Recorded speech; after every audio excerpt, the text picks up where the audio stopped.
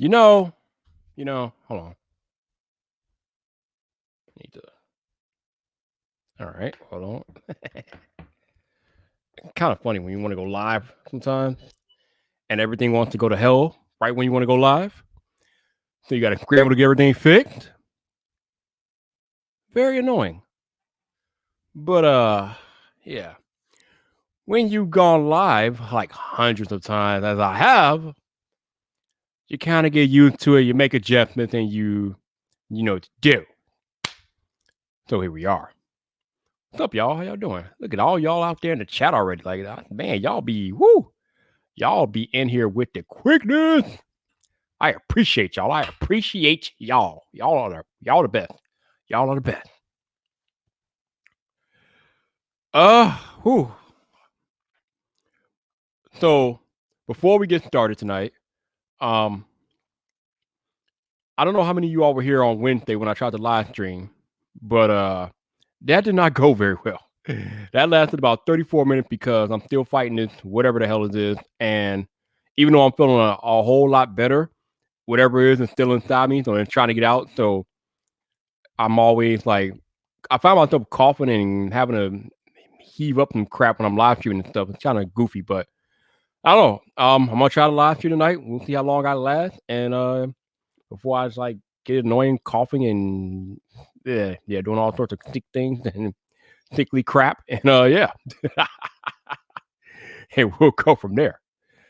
All right. So let me get a quick of water real quick, and then we'll begin.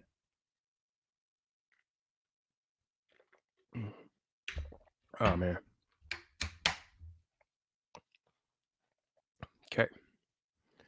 Okay. So let's see. All right.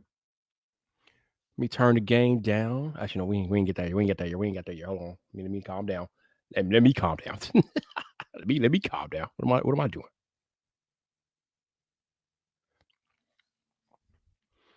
So current time is 6:37 p.m. Central Standard Time, which means you are in the right place. You are on the right YouTube channel, baby. And no, Trent, ain't gonna be no quiet intro. Oh, the hell no. No. That's not what the people came to see. Never that, baby. Never that. But yes, it's 6:37 and Friday night. Y'all know what's about to happen next. If you're a Friday Night Fight veteran, you know the procedures. If you're new here, this is the part of the live stream where I'm gonna need you to turn your volume down. Because if you don't turn your volume down, I cannot be held responsible for what your neighbors think of you listening to some loud dude on YouTube. That's on you, not on me. That's on you, not on me. Now that we got that disclaimer out of the way, I can try to conjure up whatever my whole body let me conjure up here for an introduction tonight and go to work here. Let me turn the game down real quick for y'all so I don't kill your speakers and my microphone too much. Okay. It's going to be weird, but all right. Woo! Oh, boy. Favorite part of the entire live stream because I never know what's going to happen next. Hold on. See, here we go. It's already starting. Damn it.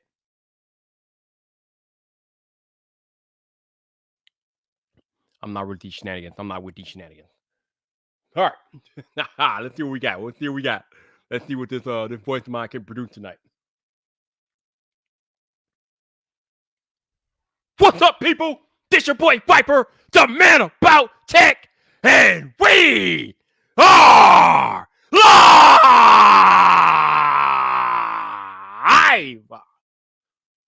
Welcome to Friday Night Fight, baby.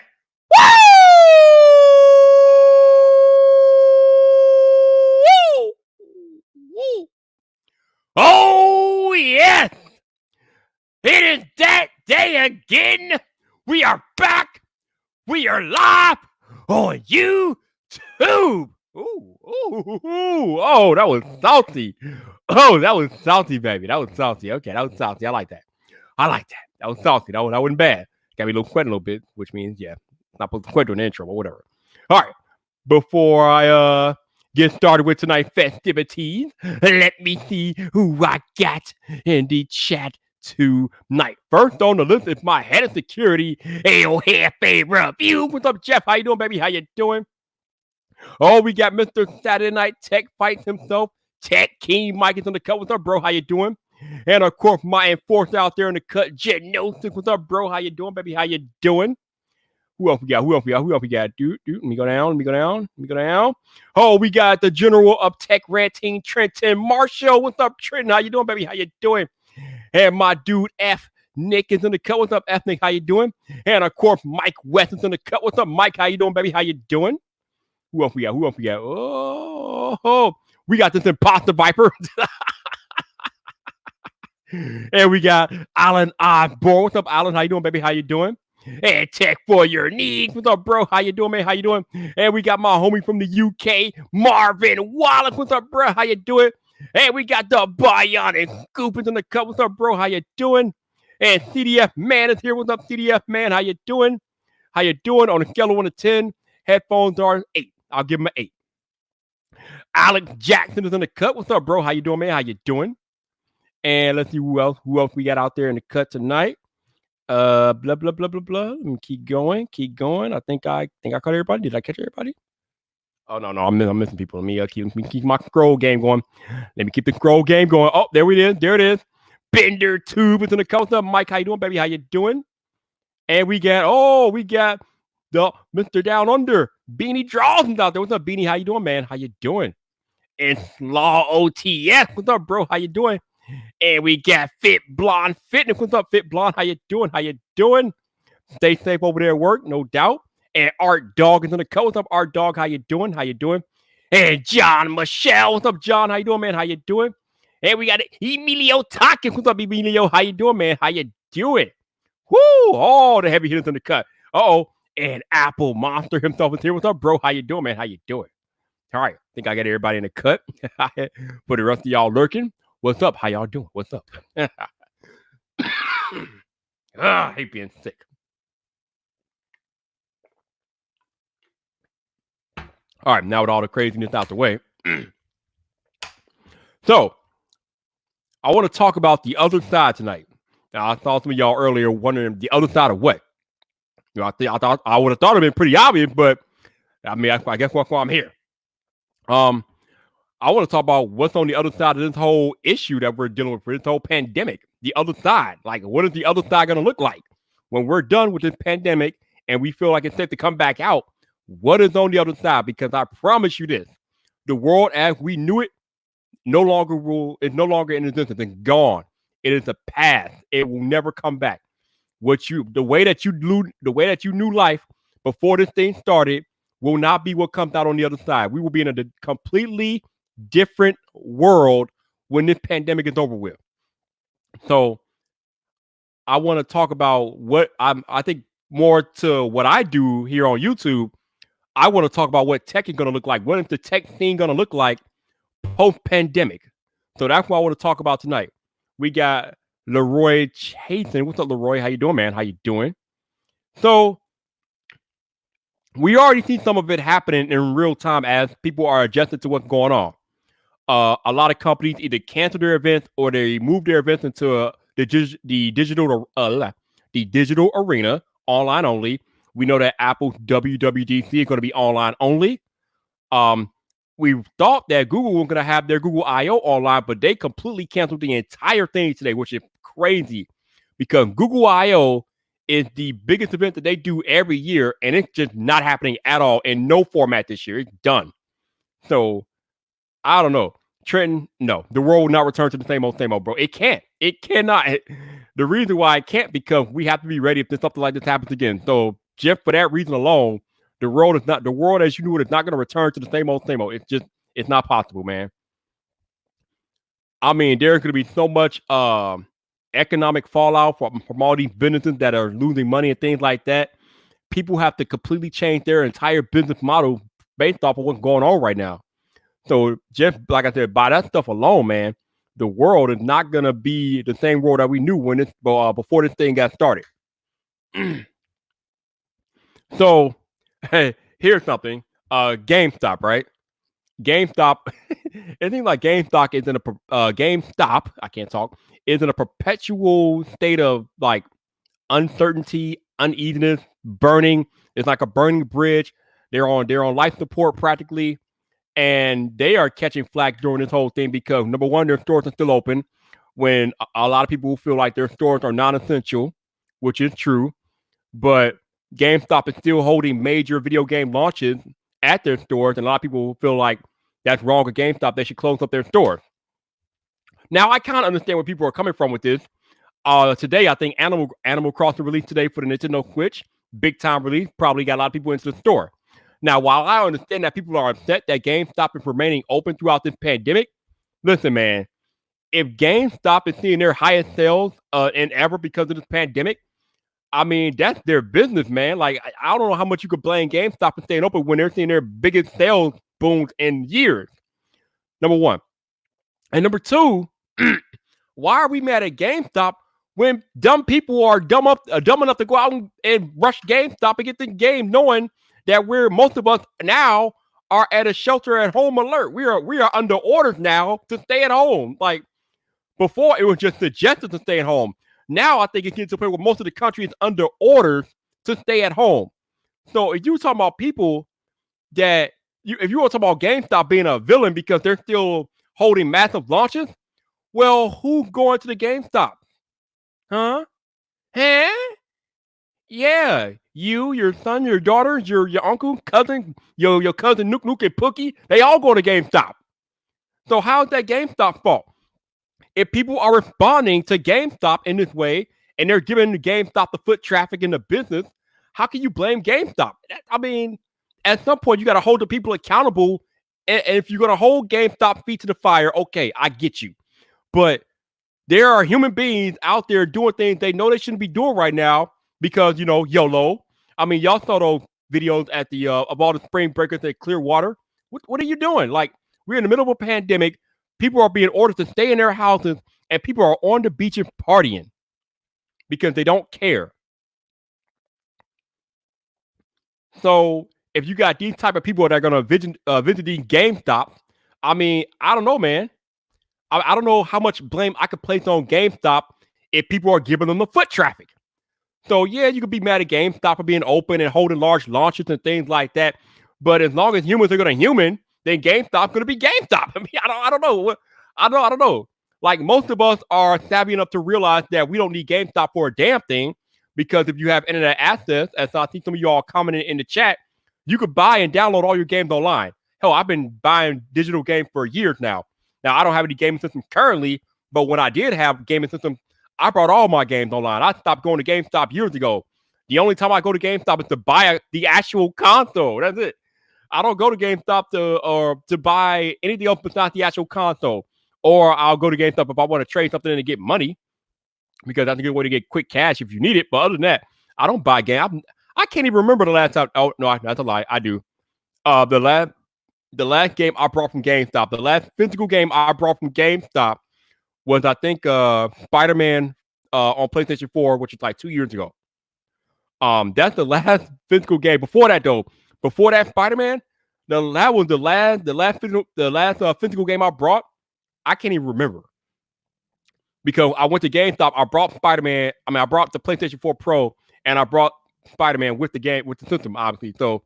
But yeah, most of us know that you don't need a GameStop to buy games. I mean, hell, well, I go to GameStop and you can get them directly from the Xbox Live Marketplace or PlayStation Network or the eShop from Nintendo. I mean, we don't need GameStop. I don't know, man. I don't know.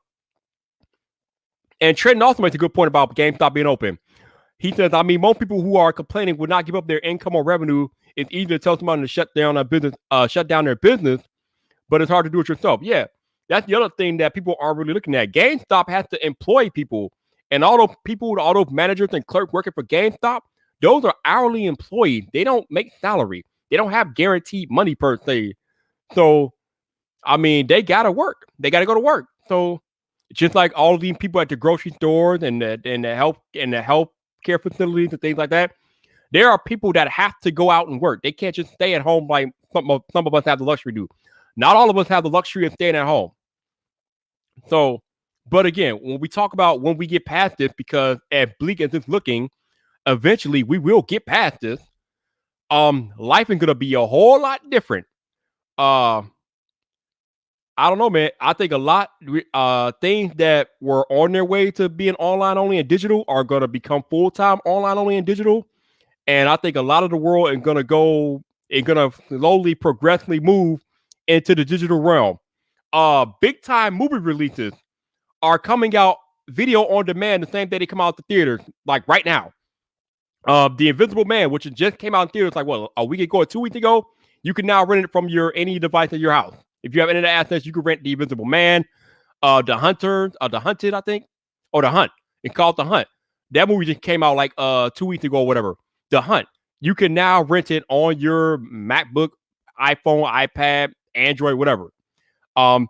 So this pandemic, I think I talked about this in a video like last year, but this pandemic is seeing like life after movie theaters. I believe that movie theaters are gonna go bye-bye at some point. They're gone. They're not gone now, and they may not be gone right after the pandemic is over. But if we are learning anything, is that we don't need movie theaters no more. I mean, yes, it costs more money to rent on demand for like a new movie for like The Hunt or The Invisible Man. They're charging like $20 to rent these movies when you only got to pay like what, $10 to go see it in theater. But that's before you add on popcorn and family and things like that. So instead of spending all that money at the theater, it's a lot cheaper for you to rent it at home, eat your own food, and save a whole ton of money. So again, the movie theater industry is going to die. It may not die immediately after the pandemic, but I predict in the next 10 years, theater will be a thing of the past. They're going bye-bye. It's too technology have made things too technology have made things too easy, man. And I mean, I know Janosen says he loves the cinema experience, and I do too. But if you had to ask me which one I do, would I rather watch a movie home or at the cinema? I'd rather watch it at home, bro. I mean, come on, man. A lot of us have home theater cinemas anyway at this point, so it doesn't even matter. But man, it's gone, man. They're going bye-bye.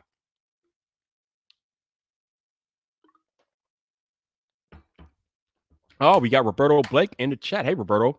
Roberto says experiences are something like people like to have, but they are a luxury system. The movie industry will not go away because of people. Oh, because of people with disposable income. I don't know, Roberto. Like I said, I don't. I think one day movie theaters are going to be gone, man. It's just too easy to rent and watch movies from your own home. And like I said, people, you can save money. Like you can save massive amounts of money by renting at home, especially if you have a large family. Like, what do you need a movie theater for? Like, I don't know. But again, I don't think the movie theaters are on their way out immediately. But I think over the next like 10 years or so, they're going to be on a decline. A lot of brick-and-mortar stores are on a decline. Hell, they've been on a decline for years now. But after the pandemic, they're probably going to be even more on a decline. I mean, just think about the stores that we had like, what, 10 years ago? We had Best Buy is like the only like what major electronic game in town. But 10 years ago, we had like Circuit City and Radio Shack and H&H Greg, whatever the hell the other stores. I know Fry's is still open, but Fry's is slowly going out of business. So these brick and mortar stores are slowly fading away because everything is being eaten up by online only. And it's absolutely interesting that Roberto Blake is in the chat because me and Roberto have been on these live streams all the time talking about how automation is going to play a big factor in a bunch of job loss here in the next maybe 20, 25 years. And this pandemic is going to kind of fast forward that a little bit, I'm guessing. If people can't come to work, but companies need to run and still make money, they're going to turn to automation any way they can. I mean, Roberto Blake has been preaching this forever and ever, amen. This pandemic is going to open their eyes to the possibilities of automation even more so than maybe they were open before. So I don't know. Let's see. Roberto says, I'm saying that there will be less of them, but there will always be something for people who want a physical experience. But yeah, brick and mortar stores and even theme parks will decline. Okay. All right. Okay. You know what? I mean, you know what? I'm okay. You know what? I don't really want to do all the talking tonight anyway because I'm sick. And if I do all the talking, this live stream is going to be short. So I am going to invite people on. So people, if you want to come on and talk to me about how do you think things are going to be affected once the pandemic is over with, let me know and I'll get you the link to Roberto. Give me a minute and I will hit you in the Twitter DM because I definitely need some co-pilots tonight because I can't be doing all the talking because that's just not gonna. This live stream gonna be short if that's the case. All right, let me get over here and boom. All right, Roberto, your Twitter DMs have been lit up. All right, let's see. Okay, all right, Mike. Let me get Mike in here. Okay, Mike, your Twitter DMs have been lit up. There you go. And El Jefe too. Oh hell yeah, that's right. I got backup. I like when I have backup. This is good stuff. El Jefe's in the building. All right, let me get El Jefe a link. All right, El Jefe, your Twitter DMs have been lit up. Let's go. That's right. Save Vipers. Oh man. But yeah, I think it's going to be very interesting once we get past this pandemic, what life is going to look like because it's not going to be the same. It cannot be the same. Like there's no way that the companies are going to take this amount of a hit and not change the way they do business going forward. It's not happening. So I think things are going to look a lot different. What else is going on? Oh, now the one business area that's taking a strong hit right now, but I don't think it's going to be an immediate danger, is the service industry. You still need people working restaurants, bars, things like that. I don't think that's going to be hurt once the pandemic is over. I mean, they're hurting right now, but I don't think their businesses are in jeopardy because of this pandemic. I mean, yeah, the pandemic is affecting them because people can't get out and get to these places, but I don't see the pandemic being at the beginning of the end of restaurants and bars. We will always need restaurants.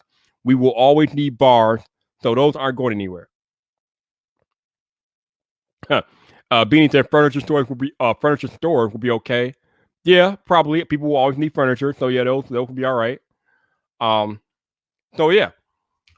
But it's like I said, it's just things are gonna be different. We can't operate the way that we used to anymore. I mean, it's just nuts.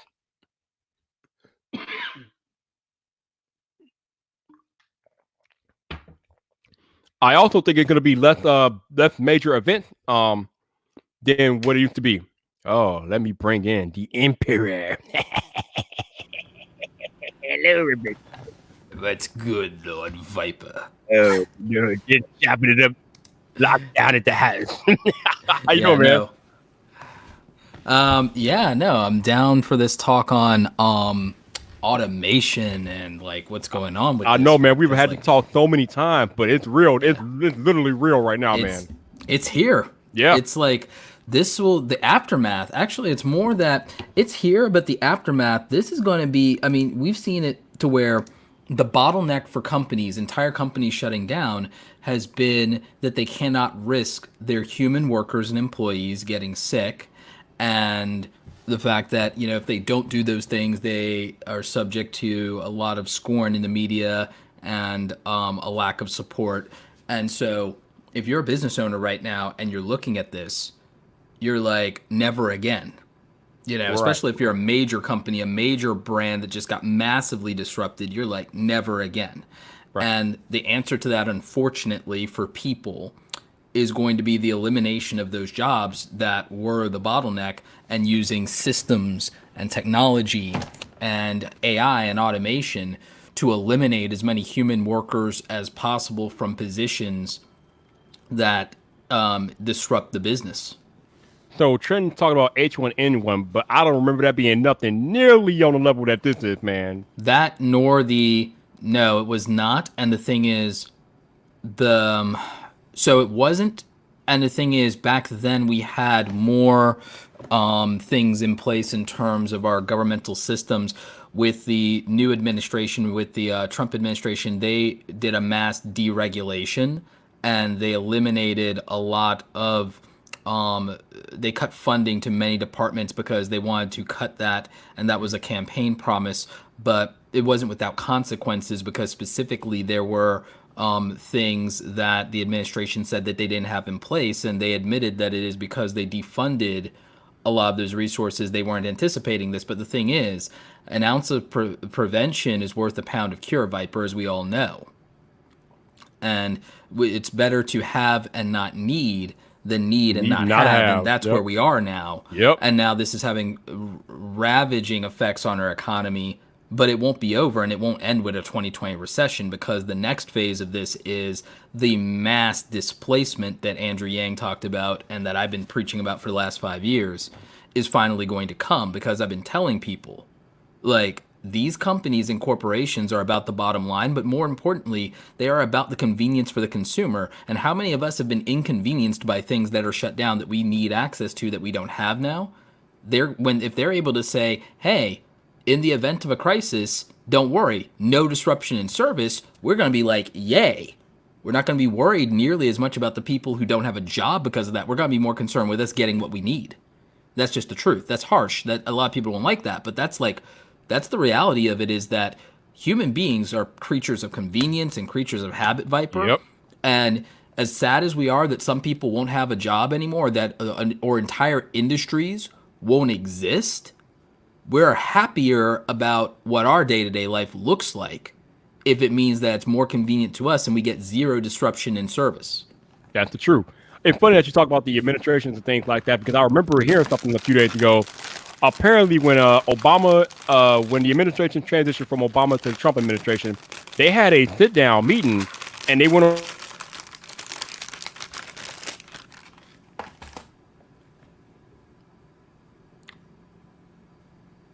All of the people that were present in that meeting for the Trump administration no longer work for the Trump administration. So they were grossly ill prepared for what we're facing right now, because none of those people that were present for that meeting 4 years ago are there now. When you don't have people that have been through a crisis before in a leadership role to tell you what happened last time and what they did and to anticipate these things. And we've worked at companies where there have been leadership changes, and there's some rough things that happen when you don't have people who know what happened before, what have the history, you know? Like, when you don't have those people in leadership roles, when people don't know what to expect, they get caught unawares. And when things like this happen, the thing is, it's great. It looks really good if you make decisions and then nothing bad happens. But when a curveball comes and you get socked in the face, it's not looking so good. No. It's just how it is. I mean, and this pandemic has shown that it's more than knocking the face, it's knocking the whole whatever. It's like, yeah, it's pretty brutal to watch, honestly. And it's like, Yeah. And for a lot of people, one of the hardest things is some of them are going to panic and they're going to pull money out of their 401k and out of their retirements and stuff like that, because they're watching the stock market burn. They're watching themselves lose all this money. But what no one has told them, because maybe they haven't been through a recession before, is that the losses only become permanent if you sell, if you cash out. If you hang on, and if you can hang on, it always rebounds at some point in the later future. And I watched a lot of people have massive regrets about that from 10 years ago. Yeah. Hey, yo, Mike, what's going on, man? How you doing? What's up, guys? How you doing tonight? And Mike, I'm kind of sure that you're joining me tonight, because I was talking about how I don't think that restaurants and bar employees and things like that will be hurt in the long run, but they are being hurt right now. And I know you can speak to that, Mike, because you are a restaurant manager. So talk about how you are being impacted by this thing, man. Well, I myself, I'm not affected so much, but a lot of my staff is. I mean, they're seeing half their normal schedule. Restaurants with servers and busboys and stuff, those people don't have any work at all. Then bars completely closed. If you're a bartender, bar back. Right. Because the state of Illinois is now, or not yet, but we will be as of 5 o'clock tomorrow in official shutdown, a lockdown, I should say. So Yes. Are they instituting curfews yet? No. No, there's no No curfews, and all major roads can still be open. Okay. Interesting. I mean, we could get to that point. We can get to that point, and the main thing is, I hope people don't panic, because this is a very delicate situation. Yep. This could escalate very quickly if people have an immature response to it. No doubt. Let's escalate the conversation. El Jefe, what's up, bro? Gentlemen, how's it going? Hey, How you doing, man? Chill, man. You know, we live in this quarantine life, baby. Mm. You know No what's doubt. you know what's funny though, right? Let me before we go any further. I didn't have to make very many lifestyle changes though. What does that say about my lifestyle, right? Yeah, same. So our dog, they're not closing everything, but I mean, I'm guessing more businesses are going to close now that the state of Illinois is going into official lockdown tomorrow afternoon. So I mean, people, they're not letting people leave the house, so people can't leave the house officially. I mean, I don't know how your business is going to benefit from being open. But El Jefe, you fortunately have not been impacted negatively by this yet as far as job and things like that. But I know what you do, but I don't really know what you do. So can you explain to us what you do and how you think this thing will affect you or may affect your industry going forward? Well, I mean, it's gonna be weird. I'm not sure because for me, technically, I mean, I'm right now I'm very blessed because our company is taking care of us. I'm part of their frontline employees of a major company, so I'm in service. I'm in the service side of the company, and I'm basically the face of the company where I go out and service the customers' copiers at on site. Mm-hmm. So there's no real way for me to do work from home. Because it's like it's like being a car mechanic. Unless you're gonna have everybody pull their cars up to your driveway, how are you gonna do this? So basically they're having us doing like online training and like a lot of that stuff. So that's what I'm doing all day long, which is incredibly tedious. But at least you're skilled up for it and prepared. Yeah. So basically, like the only good thing is that it coincided with our yearly recertification. So that was kind of cool. So I'm like, okay, cool. Now I don't have to set time aside during my normal work days to do this. I can just kind of rock through them. I managed to get about halfway through them this week. But it's just one of those things. But I mean, I don't know what the future is going to hold because they're taking care of us right now at 100% pay. But how long can they maintain that for? Right. That's the real question. So if nobody's around when my company sends out, the bills, nobody's around at these companies to write those checks, how long can this go for? It depends on whether or not, and this is why, even though it's getting some criticism, this is why I don't fully agree with the extent to which it's done, but this is why they have those corporate bailout packages. Mm-hmm. And the rhetoric is, oh, this is helping billionaires. It's like, understand that and this is the criticism, and I'm not meaning to get political, this is economics. This is teaching people the business of money. This is teaching people the science of money. The thing is, the rhetoric was, and I kind of like, not really, but jokingly, I want to elbow drop the people who say, oh, billionaires shouldn't exist, because what people need to understand and what people cannot own in terms of reality is that there's a such thing as proportionality of contribution. And the only way that anyone has ever literally made $1 billion is they have serviced and they have scaled to reach massive amounts of people. Yeah. Because it's transactional value. Okay? It's about what is delivered in an experience that we as consumers pay for, meaning that, these multi-billion-dollar telcos, I'm not even the biggest fan of the telcos, but we need them, right? Because that's how we're all on the internet. They didn't get billions of dollars by exploiting people. They did it by providing a service that we all want to pay for. Yeah. And the reality is, as a result of that, there are people, hundreds of thousands of people in the telco industry with jobs and paychecks. So, yes, there's somebody sitting at the top counting piles and piles of money, but they were in a position to deliver a service that millions of Americans use. And I don't think it's fair to say that, we shouldn't put money into the hands of those businesses, because when you put money into the hands of those businesses, then they have the ability, in a situation like El Jefe's, when you're talking about a major company, to give people like El Jefe those benefits. And not every company does that. It's a case-by-case thing. Yeah. But to just blanketly say that we shouldn't do that ignores the fact that we should do that, and we should directly help people regardless of what situation they're in indiscriminately.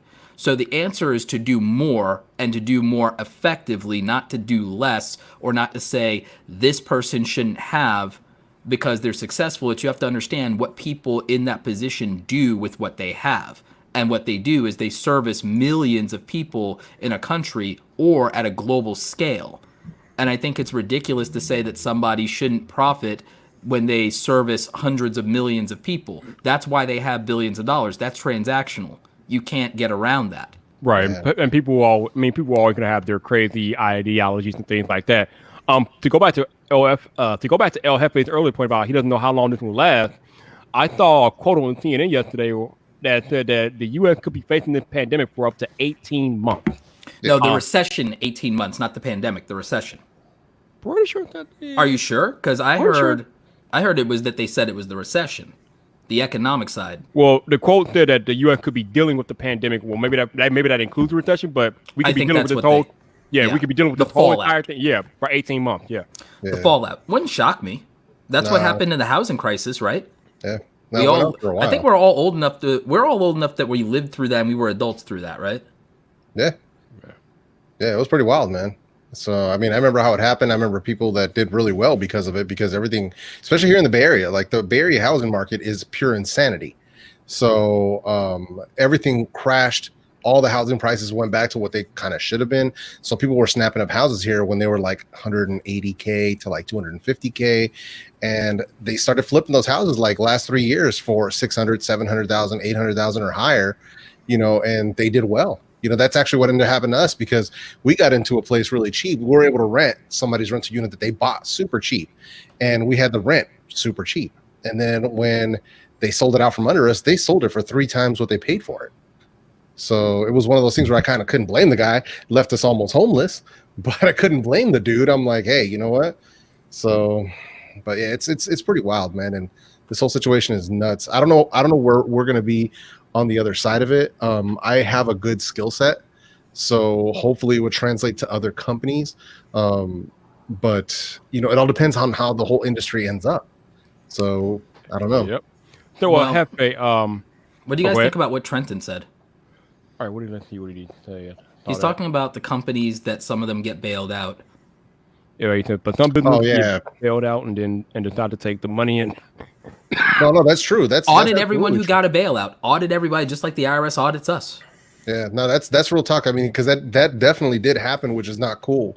Yeah. But they really should put some sort of stipulations on it to be like, yo, we're not going to give this money to bail out so that you guys can give yourselves parachutes and leave all your employees high and dry. The reason that we're bailing you out is because of how many people you're employing. Like, my company employs something like 60,000 Americans. Jesus. So it's one of those things, like, it's a multinational corporation. I know Viper works for a multinational corporation that has offices everywhere. Yeah. And it's one of those things where we're everywhere. Like, we're literally everywhere. We have training center in Atlanta, New Jersey, Florida, Anaheim. So we're all over this entire country. And but it's one of those things where it's like, I don't know where we're going to end up. We can't have a situation where, like, tens of thousands of Americans end up without jobs because of like one company going under. Yeah. And that's the thing. That's the reality. And as distasteful as it is to some people who are struggling more, you can't have more people loaded up on these struggle buses. It ain't gonna work. And I think that's sometimes the rhetoric that happens with people of like, well, if people are doing marginally okay, I'll give you a real world example. So there's people who don't think that you should help some of these people, and that some of these people shouldn't get some of these checks that are going out that make $500,000 or $600,000, but they make $500,000 or $600,000 a year on paper. But if they have a nail salon or a barbershop and they had a good year in 2019, 2018 on paper, you have to remember that nail salon is like splitting the money with the employees. Like, that's a lot of overhead. They have massive rents depending on where they are.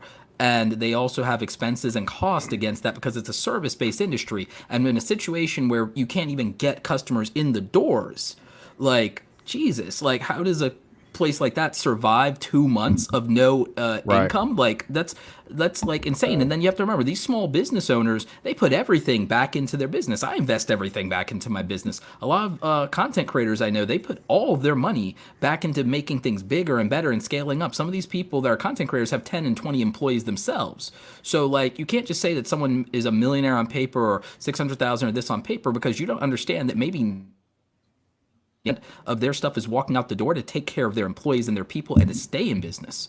Because people who are employees, they never understand that when you become an employer, you take on all that responsibility, and that it's like, it sounds like you're making all this money, but you're really not. And yeah, you might be doing better than the employees, but like, that's relative. That's very relative. To highlight that point, El Jefe, wasn't, I think I saw somewhere that didn't like 80,000 Californians file for unemployment one day or something like that? Yeah, one day this week, 80,000. Normally they get like 2,000 or something, like a week, or sometimes maybe 2,000 a day. And it was like 80,000 in a day. In a day. We don't have systems. Our systems aren't built for that, No, it crashed. It crashed the whole system, dude. And it's pretty insane because, I mean, I saw it already happening like Friday when they gave they gave the order. A lot of things were already kind of closing down. So we were already kind of on this warning that was going on. And then finally the libraries were like, all right, we're going to shut this down. And then it really went, hardcore. Like I was like, oh man, am I gonna have to work? What's going on? And then Monday when they really came through, and that's when my company had the conference call and like, yo, we're shutting everything down. Nobody go anywhere. But I still had to go to work on Tuesday, which was messed up. But I still had to go, to finish out some stuff. But even then, man, it's just watching all the businesses close, all the restaurants and everything else is like, you kind of, they're operating on skeleton crews. Yeah. And so all their wait staff is gone and like everybody's ghost. And dude, I lived in a small military town in the last recession. Like downtown got wiped out entirely. Like downtown got wiped out. Like almost every business, it was like it looked bad. It looked like the apocalypse, dude. And like I want to bring up something Trenton said about GM and Chrysler and stuff like that. And I know that you're in Chicago and you can tell us a little bit about the automotive industry, Viper. But like I agree with something Mark Cuban, great entrepreneur, Shark Tank entrepreneur Mark Cuban said that like if companies take these bailouts, they should not be able to do stock buybacks. And I also these executives, if they take bailouts, they should be audited that year. And if they decide to give themselves bonuses and raises and payouts and stuff like that on the American people's dime, they should be audited and they should go to fucking jail. I don't have any problem with that. I mean, if the government is giving you money to take care of your employees and you're taking care of yourself, then you are not doing right by the government or the employees. And yeah, you should be disciplined, definitely. Yeah, for no sure, problem with that. But you like the automotive bailout saved Chicago, though, right? No, that was Detroit. Detroit. Sorry. Yeah. Detroit. Yeah. I think that that came at a much needed time for them, and like you said, it kind of saved them because they needed it. But yeah, man, I don't know. This is uncharted territory, as I keep saying on these live streams. This is something that we have never experienced in our lifetime. And like I said earlier in this live stream, when we come out on the other side of this, the world is gonna look a lot different than before we went in. So. Good gentlemen, and I want to hear Bender's thoughts on this. Like, what, I did this tweet when I talked about, well, what does work look like 100 years from now? Well, let's all gratefully assume that we'll all see 50 years from now minimum, because, me, I'm just gonna sit there and I'm just gonna go to cryo sleep and I'll sleep out this whole crisis, but and I'll wake up 100 years later for the good, and for those that compound interest, right? But that being said, let's just say 50 years from now. What doesn't exist 50 years from now? Because I don't think anybody's a coal miner in 50 years, at least in the Western world. I think that's done. What else doesn't exist in 50 years? Yeah, I think if anybody was even coal mining, it may be machinery doing it, if anything, but who knows, dude? I just don't think it's cost efficient to do coal at all anymore compared to other energy sources we have. No, I think hopefully we'll move into cleaner and renewable more, but it's hopefully by then, say 50 years from now, hopefully it'll be much more, we're on that path, you know what I mean? And it'll be much more efficient to the point where we'll be able to not only absorb, but store a lot better. I think thorium will be a thing. I think in 50 years, that's a major player in the energy industry. So I think coal is dead for sure. I think coal is probably dead in 20 years, let alone 50. But 50, there's no way anyone's a coal miner in America anyway. Maybe in other countries, but maybe, yeah. I also don't necessarily think that I'm not completely convinced, aside from small businesses. I don't think you'll have Amazon warehouse workers or big or Walmart warehouse workers in 50 years. I think you'll have mechanics in the warehouses overseeing the machinery that does the automation and the assembly and all that stuff and doing spot checking. Correct. I think it'll be skeleton crews at best. What do you guys think about that? I mean, that's an interesting point that you bring up, because we just found out recently that a couple of the workers tested positive for COVID in the Amazon warehouse. So to your point earlier, Roberto, if a company finds a bottleneck in something and they know they can eliminate that bottleneck for the betterment of their business, they're going to do that. So to your point, if they can eliminate those warehouse workers, and because machines aren't catching diseases, so I mean, there you go. Oh, for Amazon, humans are the biggest bottleneck. So yeah, actually, that whole situation, they just built the warehouse by me. That put everything on hold. Yeah. They're in the process of hiring, get everything going. It was supposed to be up already. As soon as they test positive, they're like, yeah, you gotta get them like Roberto said, you gotta get them all out of there, which creates that bottleneck, because when you can't produce your product or you can't do the service to your normal capacity, then out here they keep Amazon keeps pushing about how much they're hiring right now. At least on the West Coast. I don't know if they're doing that over there, but they're hiring like an MFer out here supposedly. So Well, supposedly they're trying to hire 100,000 people to deal with this pandemic stuff. So I think that you have to look at where they're hiring for in terms of positioning because people take that out of context. I think and the it's thing FBA here, so just fulfillment. I think. Yes. Is what they're- and Because so like over here, they were trying to fill a new warehouse, so that's why it's on hold. They're trying to get everything. and their big Created. and one of their big pushes is the Amazon drop shippers. The fulfillment people are a big part of their pipeline, and they also want to take care of those people because those people are entrepreneurs. So they're staffing up on that. Here's the other thing, you guys, though. They'll get less criticism on their worker pay and practices just by influxing jobs at a time because how do you criticize a job creator at this time? Even I will drop kick you and say, get the hell out of here, right? Like they're like I'm already on Bezos's side for all of this and everything like that and ready to go to war with the woke people over that and everything like that. You come for Bezos, I come for you. Like I'm for real because the man's changed the world, and I think that you have to understand where the world is changing, and he did. He accurately focused on three things that we've been talking about on this live stream for years, Viper, and I've talked to you about this a number of times, Jeff, that I know for a fact that at scale, you may not become a billionaire like Bezos, but if you understand internet systems at scale, these technology systems at scale, and you understand the importance of creative, intellectual property at this point, and then you also understand the concept of direct-to-consumer business, those are literally the only three things you need to dominate the world economically. Like, you need to understand that intellectual property, human beings generate intellectual property themselves every day. We are all sitting here generating petabytes of data every year as individuals now. So we're all walking, breathing, thank you, social media, we're all now walking, breathing, like IP, factories, intellectual property factories. Apple won. You know why Apple is a $1 trillion company? It's the same reason Amazon is. When Apple moved to being a consumer electronics company, they were not a company for a niche market of nerds anymore. They became for the average consumer, as we keep saying, right? And what did Apple become? It didn't become a content creation system like it used to be in the good old days. It became a consumption device for intellectual property, starting with the iPod that made them relevant to the mainstream. The iPod and the iTunes store were the mainstream gateway to direct-to-consumer systems at scale and IP for Apple. And music is the thing after Amazon and books. Music's the next largest SKU number in terms of intellectual property IDs, followed by then movies and television and blah, blah, blah, blah, blah. But it's books, then music, then TV and film.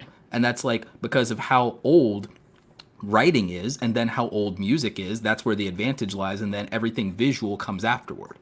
And that's the game. If you understand that, you make a crap ton of money. And every single one of the companies, the 4 companies that are $1 trillion, figured that out. Yeah. Roberto, earlier I was talking about how I think that movie theaters are going to go by the wayside, but you were saying about how you think that they may be okay because a lot of people there are going to be people that have that disposable income that are going to want that movie theater experience. But it'll be less. It'll go into decline. But there'll be luxury experiences. It's just like hospitality. In the future, where more things are automated and where we have same day delivery on everything, right? Like, let's look at what the world looks like in even just 20 years, Viper. 20 years from now, look at the last 20 years. If it's taught us anything, the world will move toward more convenience, right? So if the world moves toward more convenience, every single one of us gets same day and within maybe even as much as within 5 hours of ordering something, it's at our door. Like, we get almost instantaneous delivery. More things will be fulfillment based. So that's going to be a reality, right?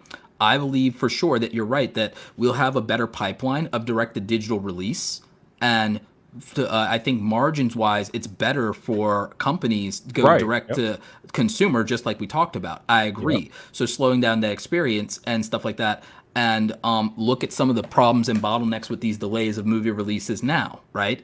So I think that what they're going to do is it'll start with simultaneous release, or at least it'll start with a faster pipeline of release, and they'll say, we're going to go more direct to consumer with more of our properties than relying on these big movie pushes and people going out. Because the reality is that most people just, like, going out to a movie theater is a whole thing, right? Yeah. Especially for people with kids and families or Right. elderly relatives. I remember taking my grandmother to see the last Star Wars film, maybe even the last film we got to see with my grandmother before she passed was The Force Awakens.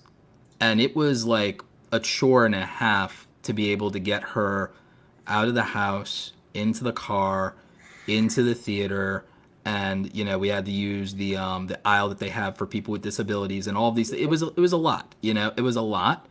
And when I think about that, there's going to be especially with our aging population, there's a reality where you're just going to sit at home and you're going to want the same experience and you're going to want to watch it the same day as everyone else. And I think that these companies are going to go direct to consumer with that, make a crap ton of money, save some margin on these movie theater things.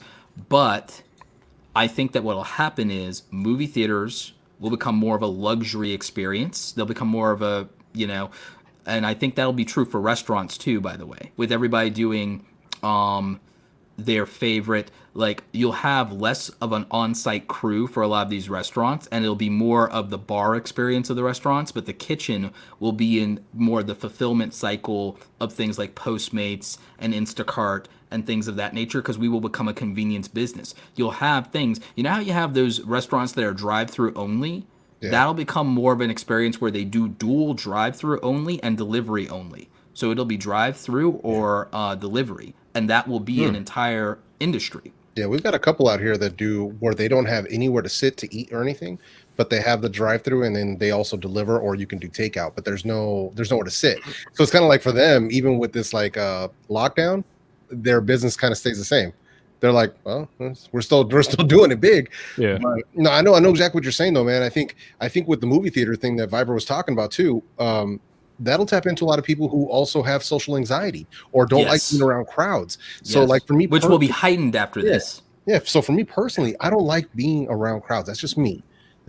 But I make these concessions to hit movie theaters and stuff because my wife enjoys that experience. I enjoy it as well. I don't enjoy being around that many other people. That's why what I'm looking forward to is I'm looking forward to when it becomes a luxury experience where it's more just the people that might have a little bit more disposable income and more people are at home. Because if more people are at home, I'll probably do same day releases sometimes, but then for like Marvel stuff like that, or when I have kids, or if I'm going on a date or anything like that, then I'll go. And as it is, I like to go to Movie Tavern, which is an experience that we have down here, because it is more expensive and it is a more exclusive thing, and it is like literally dinner and a show, and it's not cheap. Yeah, those are fun. We have those out here as well. But those I get this like luxury chair. Yes. It's assigned seating. It's like the whole thing, and I'm sitting there and I got a whole meal. You can get a drink. Like it's that's to me that experience is much more worth it to me than stadium seating in theaters.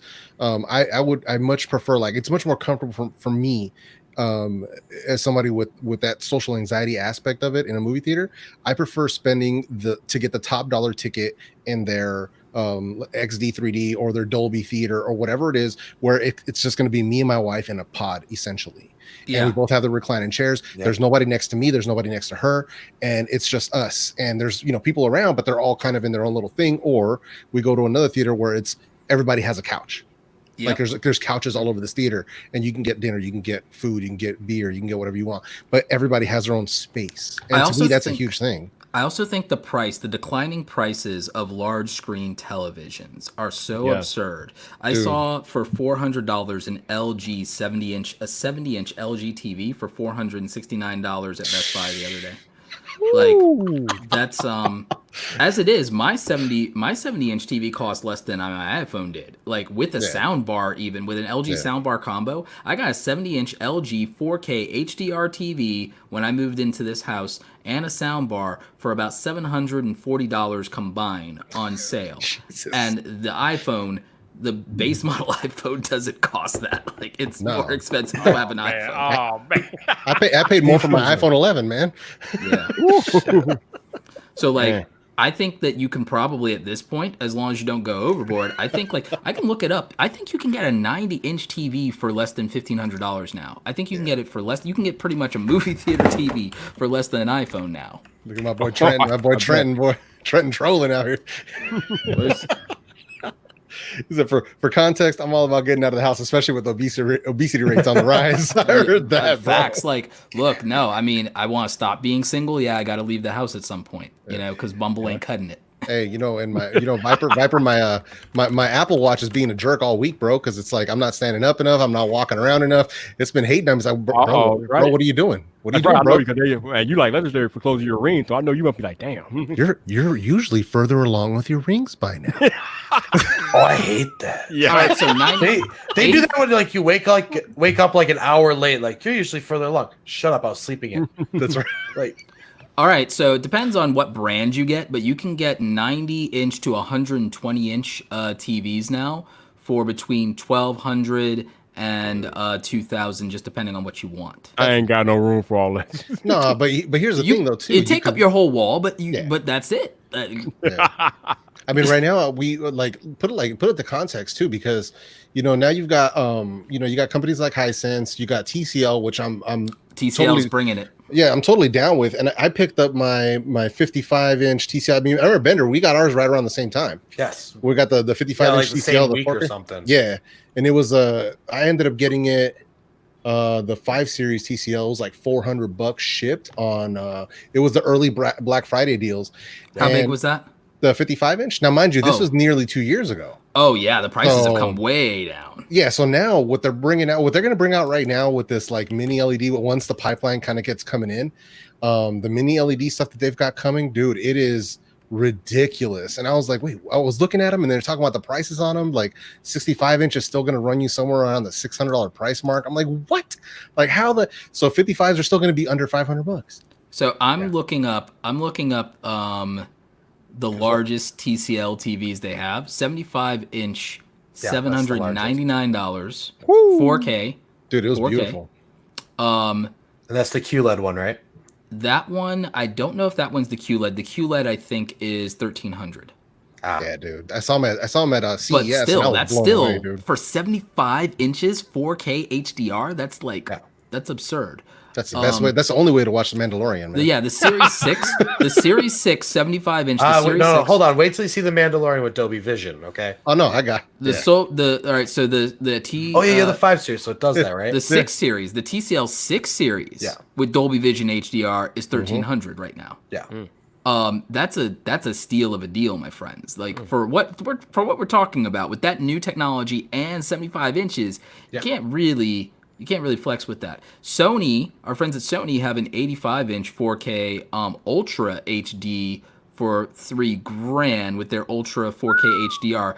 That's still less than. But here's the thing, that still is 4K HDR, and that's still not that bad for what we're talking about, an 85-inch. Yeah. Like for an 85-incher.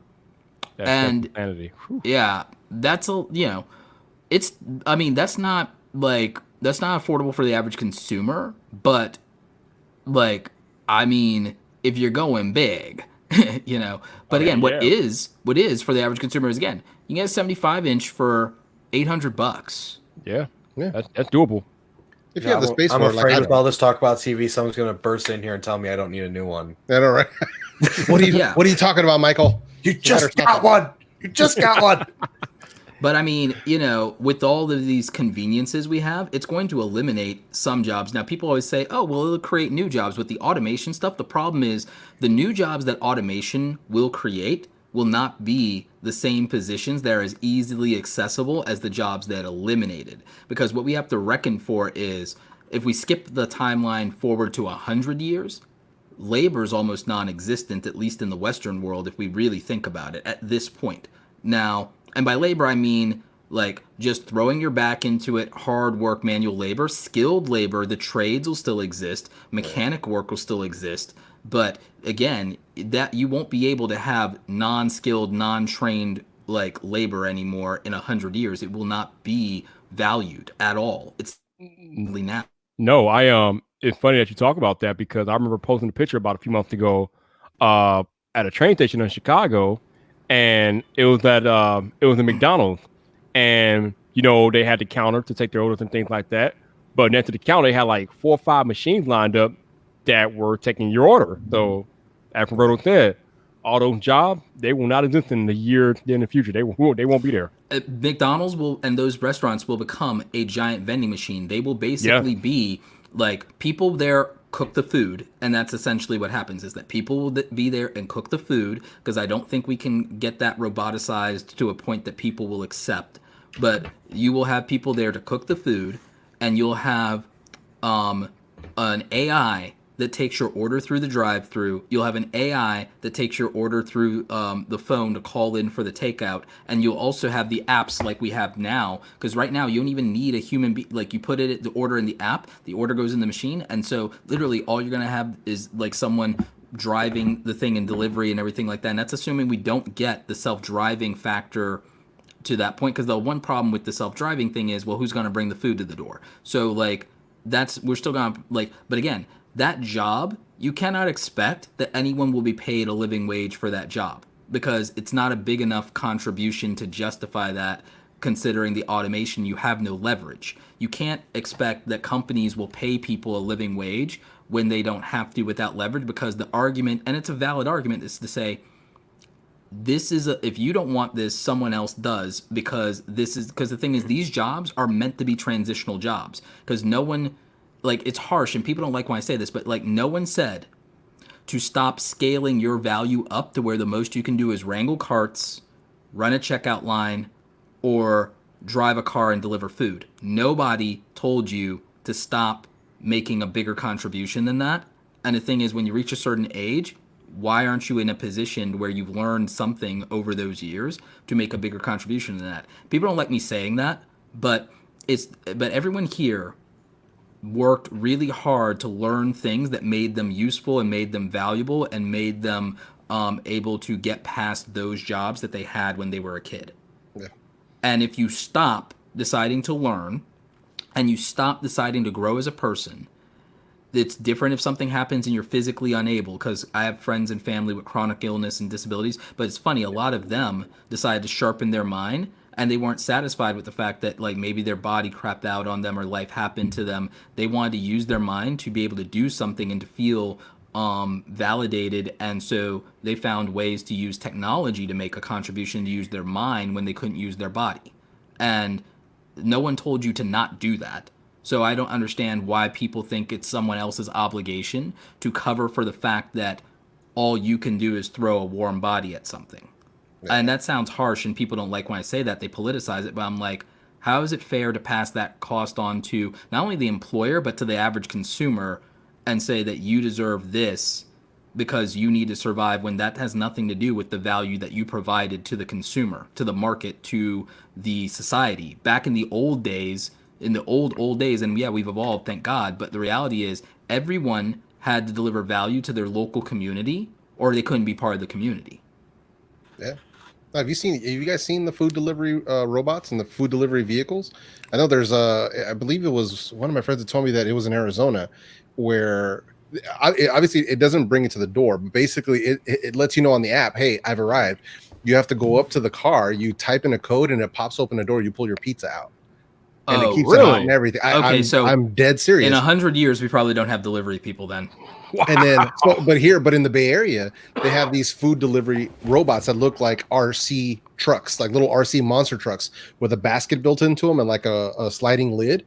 And those things roll up to like your business or wherever it is. And it's funny because I'll just be walking down the street, and all of a sudden here comes this like RC truck. We're gonna have that, and we're gonna have the drones. When they deregulate that, we're gonna have the drones. Yeah. Oh, drones are coming, man. Drones are delivery drones. Hey, I'm for it. I'm for these delivery drones. But just regulate it and keep it safe so that you don't have scumbags that are hacking them. Make it to where, like, the biggest thing, and the thing that I think will be escalated to a crime that has a higher severity, and I want it to have a higher severity. I want hacking and internet crime and cyber crime, because it not only disrupts people's privacy, but because it disrupts too much of our economics. I want it escalated. Mm-hmm. I want escalated. Trend. There is always a plan in place for the poor to exist. Wow. Here's the thing.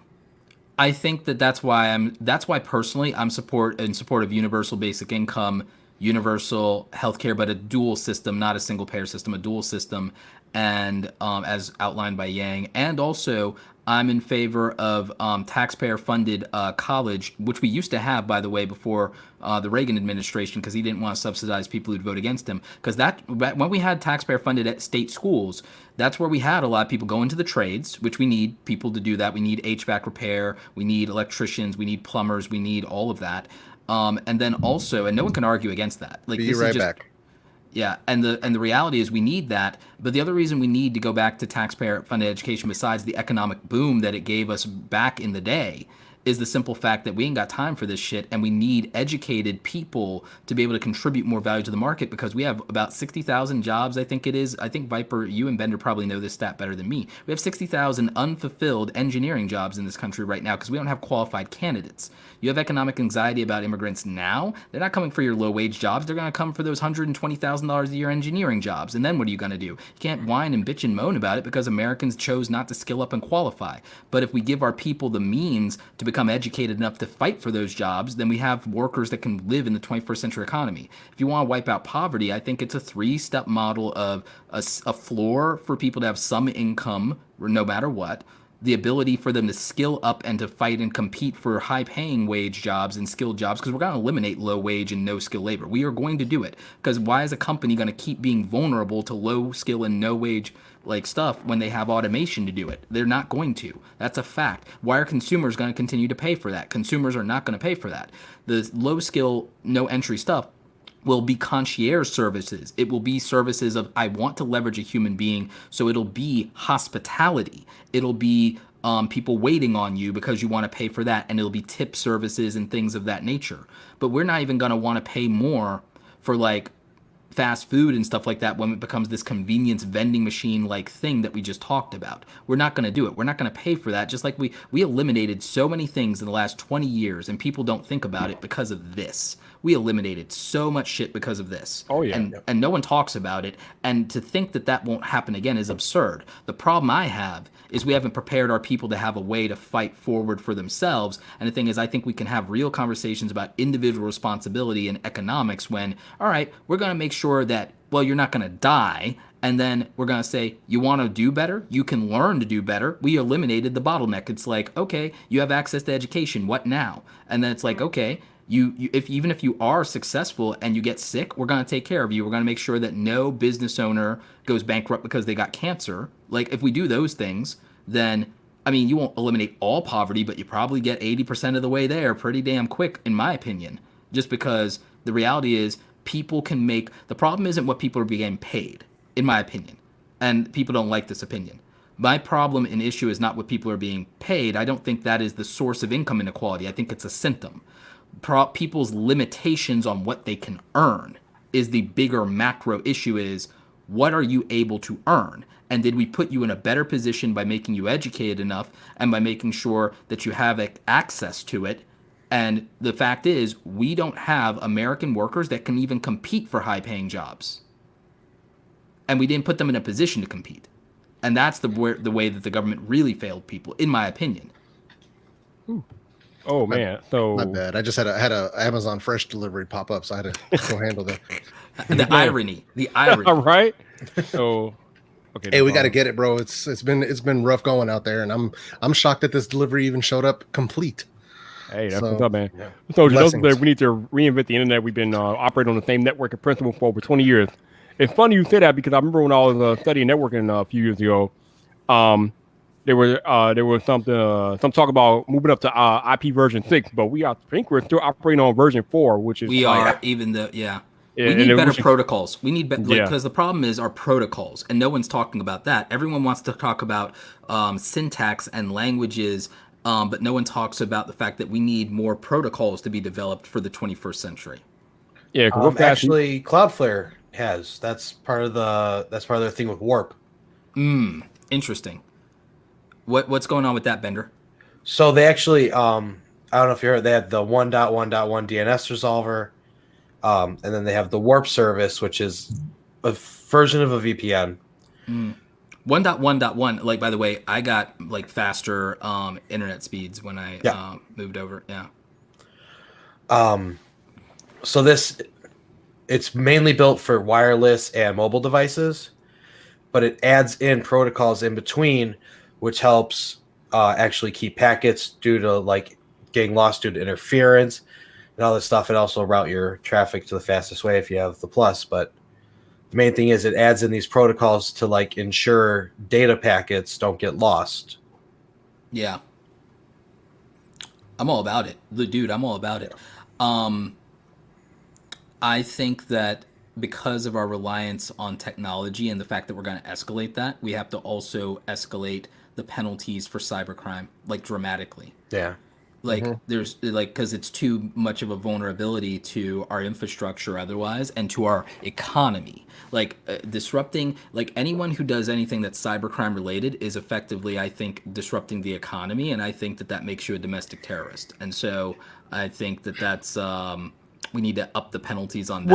Roberto Blake, how often have we talked about how our current leaders in government are ill-equipped to handle the technological things that are happening in our current world? So It's my biggest gripe. It's my biggest gripe. Until that changes the world, the stuff that you just mentioned, nothing's going to change with that. Well, they'll die evenally. Yeah.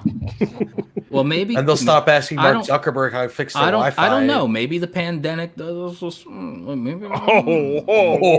Wow. But I mean, that's part of the reason why we're in deep and we are in this pandemic, because our government didn't really respond properly. Well, because they're mired in ideology. They're sitting there and they're fighting each other on the left and the right and everything like that. If these fuckers could just eat each other so the rest of us can move on and everything like that, and so the radical centrist can like finally take their rightful place in the sun and get to work for the American people, then we'll be better off and everything. But centrist has become a dirty word because it means that you're not playing for either side and everything like that. Funny thing about not playing for either side, it means you actually can see the big picture. Funny thing is that you don't get mired in the ideology and you're willing to listen to people and everything. Yeah, and I don't want to make it too political, but I mean, we the story came out a few weeks ago about how Trump they offered him early testing for this pandemic, and he turned it down, so his voter registration or his numbers or whatever will look better for his re-election campaign. So I mean, ooh, yeah. That's not good. Like, again, like that's the problem with, you have to have people that will be in service to the American people. And I keep talking to people and I don't know how they delude themselves. I'm not trying to make it political, but I'm like, Trump was a businessman, and he was a businessman in businesses that are very luxury oriented, very vanity focused, very egocentric. You cannot avoid that with what his brand is. His brand is a luxury brand, and his name is everywhere. That's egocentric. What mental gymnastics does someone have to do to think that that man will be a servant of the American people, and to think that that man will fight for working class people? What leap of logic? And just let's all remember that he was never a conservative. He was a Democrat for most of his like whole thing. So even that Teamster nonsense, like I never understood it. And I'm not making a political argument. I'm making a rational argument as a business person. I've studied Donald Trump as an entrepreneur my entire life. I understand who this man fundamentally is. I don't understand how people just tell themselves fantasies and fairy tales to make themselves feel better and ignore realities and the documentation of who somebody actually is. And the thing is, no disrespect to him, it's like, the thing is, it makes perfect sense to me that somebody plays to their strengths. Yeah. And the thing, I mean, we talk about YouTube personalities who play to their sense. There's plenty of YouTube personalities that are egocentric and ego-driven. They're massively successful. Look at the Paul brothers. It bites them in the butt sometimes. Same thing for the Donald. That is the brand, the spectacle. People actually, to some extent, like him because he's, regardless of what you think about him, he is wildly entertaining. Like, to some extent. I mean, he did get ratings. Like, there's no denying that. We The Apprentice was a successful show until it wasn't.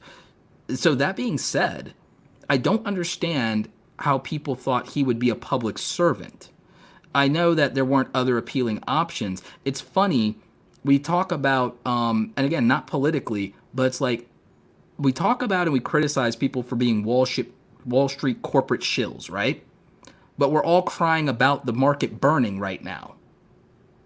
So it's the irony of the fact that we hate these things that we need and we resent.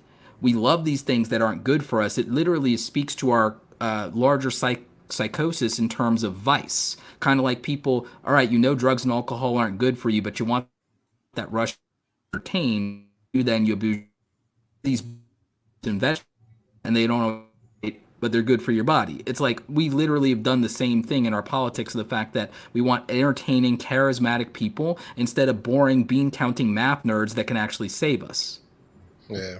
Like, and the reality is, we need boring ass bean counting, 30 and 40 something year old accountants and bookkeepers to just do the damn math and to keep us off the damn cliff and to just audit everything. I want some boring ass claims adjuster running shit now. Like, I really do. Doing, yeah. I really do. I don't want any more drama. I'm like, please, literally, like be as close to a robot, like, almost as possible at this point. Like, be like, I mean, the thing that I loved about Yang is that he is human focused and centered, and I think that it's hard not to be, given he has a child with autism. Like, the amount of challenges and empathy I can only imagine goes into that. So that's someone that I could believe would serve because of the humanity of, like, what raising a child with those special needs looks like. The fact that, he did, like, build his business, and he built it in an ethical way, and he built an education-based business, and then he built a nonprofit that built other entrepreneurs. I can understand and believe someone like that understands economics and understands the reality, because they didn't just run multiple businesses themselves. They built people who did build successful businesses during the economic downturn. So I'm like, okay, I can believe that person, and more importantly, he's someone who will listen. He's someone who will work with people regardless of where they lean politically. That was what was attractive about him. And the thing is, it's someone like that who could save our economy. And the irony is, now, all of a sudden, everyone who made fun of his plans are scrambling and coming back, oh, please, baby, please. And like, oh, this is actually a really good idea now. Everyone's trying to steal that Andrew Yang flavor now. Mm-hmm. But it was a good idea. They just didn't want to hear good ideas because it didn't serve their political agenda. And that's what the disgrace is in terms of serving. Again, we're not making this political. We're talking about, we're all affected economically now. This isn't economics. This is a math problem. And the thing is, the guy had the math problem, he had the equation, he had solutions, and he was dismissed out of hand because he wasn't a household name, and he wasn't charismatic enough for some people, and he wasn't exciting enough for people, and he wasn't part of this club, or he wasn't that part of that club. He was exactly what we needed. He was the radical centrist, mathematical maniac that we needed. And we let ourselves down by not listening sooner. Yeah, man, we're gonna pay for it now. Cause just vote for nerds. Just vote for nerds. Just vote for nerds. Like, no more jocks. We're gonna pay for it now. No more jocks. But yeah, it's and no more boomers. And no more boomers. This situation is here, and now we got to deal with it best way we can until it eventually subsides, and it will. Wait, are you guys on lockdown in Atlanta, man? We're not there yet. Okay, that's what I thought, because I hadn't heard anything. It's coming. I know it's coming. Yeah. Things aren't too bad here, to believe it or not. Things aren't too bad, but I know it's coming, and like, I'm stocked. I'm stocked. I'm good. Nice. The main thing I have to do, actually, I have to get some more dog supplies, because we got human supplies. I need to get more stuff for the dogs. Yeah, make sure for sure. And weirdly now, you have to worry about with what we saw happen in China. So the dogs can get and transmit the virus as well. Yeah. And one of the things we have to think about is, you can't have your dogs pooping in other people's lawns. One, that was bad to begin with, but now it's a much bigger issue. Yeah, dude. I used to get on people for that back in the old place where I used to live. When I used to rent a house, I used to have to get on people because they would dogs got to do what they got to do, but humans got to be responsible for your pets. And it's like, dude, you're going to let it take a dump. Hey, pick this up. 35 to run for president, Trenton. 35 to run for president. Yeah. 35 to serve. Actually, not even just run, to serve. To serve as president, meaning that you can't even be a VP candidate if you're a certain age. So anyone fantasizing about AOC needs to hang that up. I think there should be a maximum age at which you can serve in the presidency as well, and I think it should be the same as the retirement age. I think that should be true for all of our congressional leaders. I don't think you should be allowed to serve once you're 65 just because of the potential for mental health issues, deterioration, dementia. I also think that it's almost unreasonable to ask people to continue to serve in that environment past a certain age, even for their own good. I think that there should be a mandated kind of retirement in terms of that you can't run after that age anymore, and once you reach that age, if you're still in office, you can't serve another term, and that Okay. should be that. Time out. Why isn't there an age limit to run for president?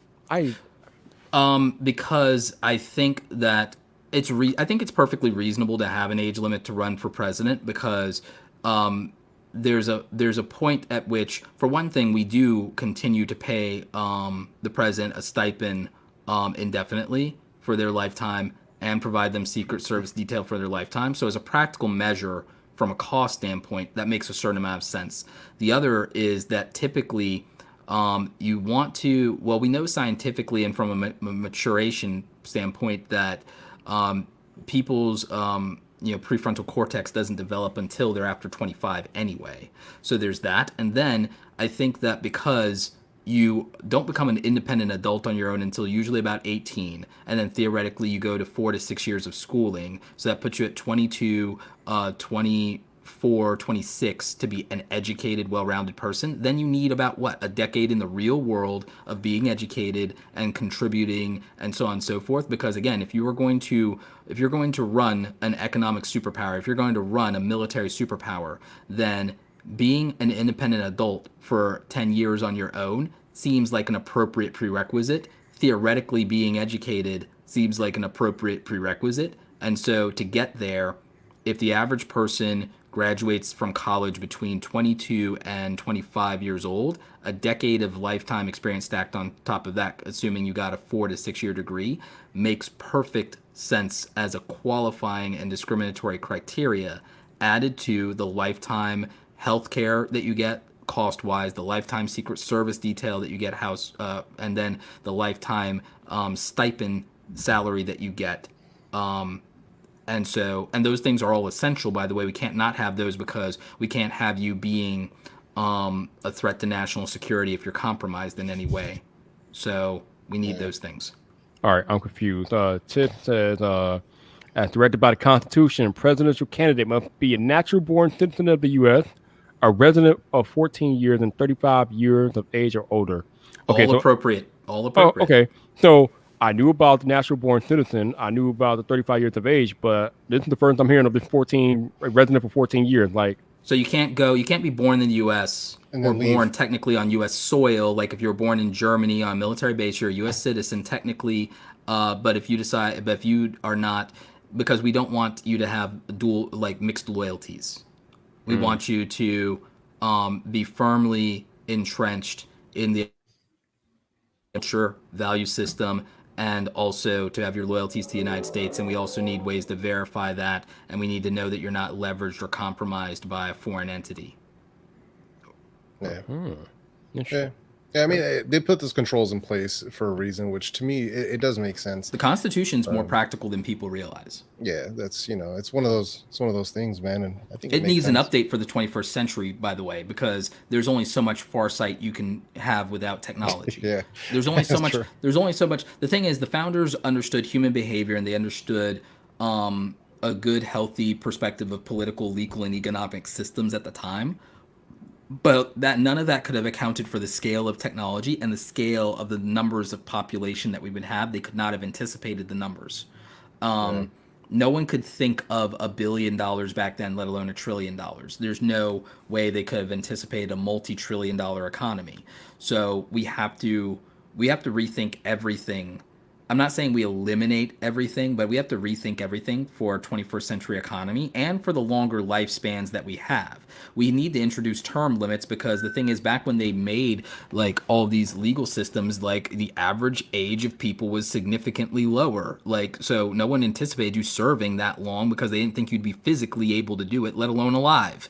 So we have to rethink all of that stuff, and we have to do it, because technology is the thing that no one accounts for. I'm not even sure that we all think that because the scale of what government can do, that it's the answer to a lot of problems, and to some extent it is. But even at this point, the government is beholden to their understanding of technology to solve these problems. And I think that innovation is the only thing that can solve our problems, which is why I believe that real solutions will largely and more expediently for a lot of our problems come from the private sector, and will come from entrepreneurs and will come from the billionaires, which is why you can't say that billionaires shouldn't exist, because billionaires are the ones who solve our biggest problems at scale for the largest number of people, because they have the mentality and the understanding of logistics to service hundreds of millions of people with viable solutions. That's how they became billionaires in the first place.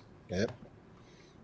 No one's become a billionaire without literally 100 million transactions, as far as I know, like in some capacity. Like Facebook has 2 billion users.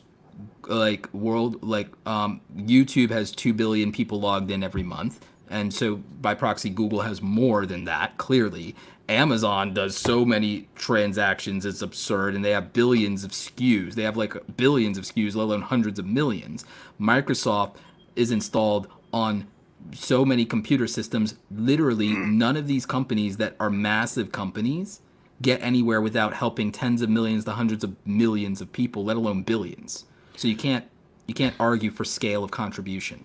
Roberto, your boy Jeff Bezos was in the news. He was in trouble a little bit a few days ago because apparently, I guess Whole Foods is asking their employees to pool their sick leave to help each other instead of like assigning more. I don't like, so Whole Foods, what people don't understand is that acquisitions don't mean that just because you own everything that you chose to run it that way. Right. Primary example is Amazon is very hands-off with Twitch. Yep. Bezos is the guy at the top, and he's the better clickbait headline, so they're holding him to task for it. But the people that are assigned to run, now he could overrule the decision on that, but Bezos is running a lot of things right now and dealing with a lot of things, and he could do that and it'd be a good PR play and everything like that. But let's look at what they're being asked. They're being asked to say, hey, why don't you, like, can you help your fellow employees, your fellow teammates out here? How is that different than asking people to like trade shifts in a way? You see what I'm saying? Like, I understand politically and like clickbait wise and with people being angry right now, but let's think about this outside of like a crisis situation. 1-to-1, if anybody in a supervisor position had asked us, hey, can you trade days with somebody, or hey, can you can we all come together and can we help a few people out who need it with some of their sick leave or sick leave days and everything like that? In most situations, internally, people who work together are good with those kind of things and would do those kind of things. I've worked on teams where it's like, oh yeah, let's like trade days, or let me help you out, or let me pick up your shift, or what. Like, I've done stuff like that in the past, right? But the thing is, we can sensationalize that in the news, and we can criticize a billionaire who has more money than the Vatican, and we can get a lot of clicks and a lot of views and a lot of ad revenue if we do that. We can rile a lot of people up on this rich versus poor thing, instead of looking at, okay, so what's the harm here? And again, we can argue that Bezos can overrule the Whole Foods people because he's the big boss, but we don't know what was in the contract and deal in terms of how much autonomy he gave the Whole Foods people in the acquisition, and we're not going to be privy to that because NDAs exist. So yeah, he's just going to take heat, and he has no real means of defending himself in that situation. But it'd be no different than like he could theoretically take heat for what the Twitch people do. Right. Yep. It's funny because when I first heard that, my first thought was he probably doesn't handle that operation. He probably lets them run their own operation. So how you gonna blame him for that? Like, because you can get clickbait. Craziness. Like, come on now. Yeah, you just put his name in the thing, and there you go. Views. You get that headline, dude. That's click, baby. Click. Step two, profit. Step two, profit. Like, I could have gotten views just by commenting on it. Like, I could have gotten views just by like, yeah. I mean, anybody can just, at this point, you can just throw Bezos, Tim Cook, Zucks in a thumbnail, Warren Buffett, and just rake in the views. Yep.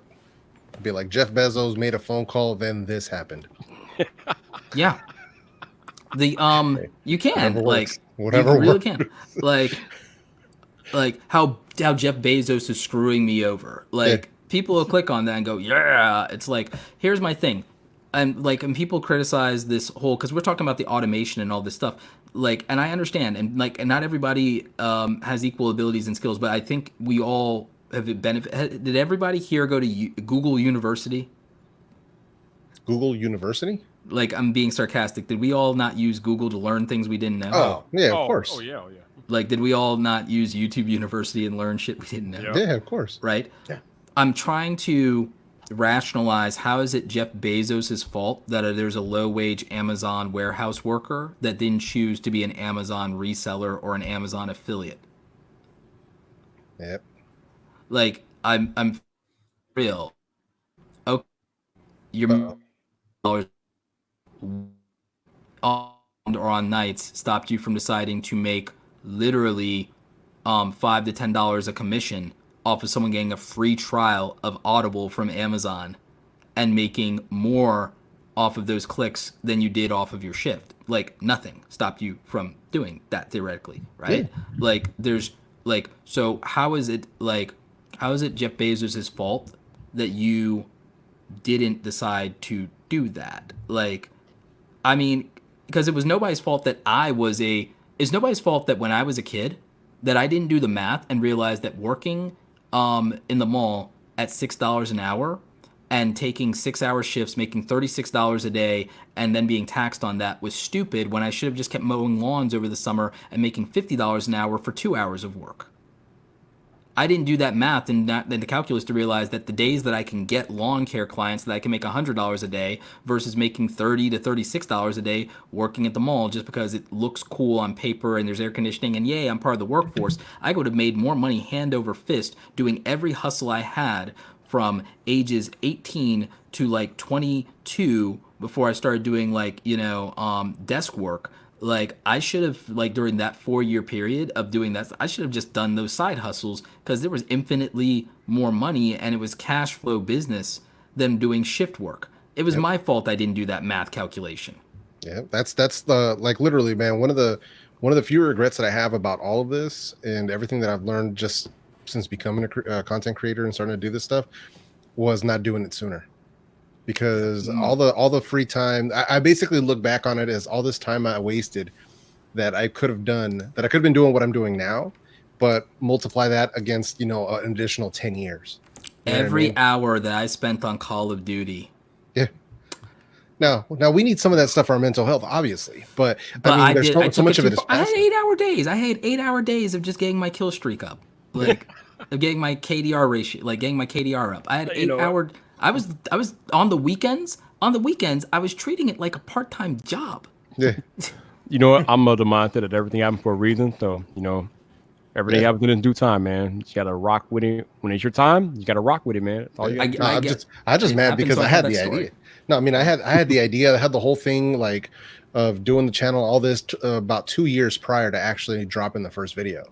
So that's my regret, because even my wife knows, like when we had talked about it and stuff, and I was like, you remember when I talked about this in 2015 when I was like, you know what, I really wanted to start this up and trying to figure out how to do it and doing all that, spent some time trying to figure things out, and it was just one of those things.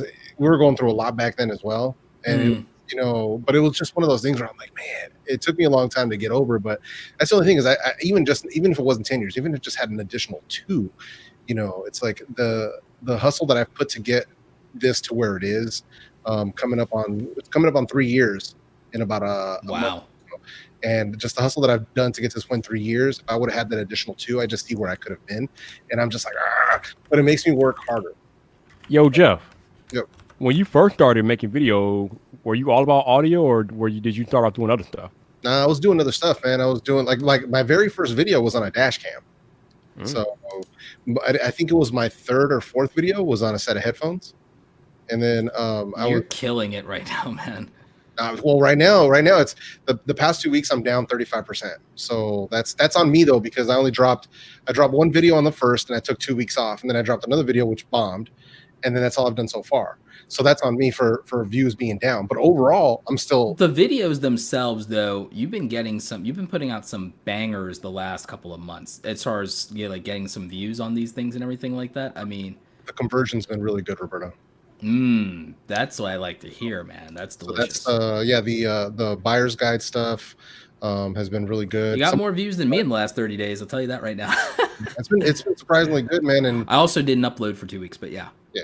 No, and it's been working well, man. I'm trying to integrate some affiliate like ad read stuff. Yes, Which is that's cool.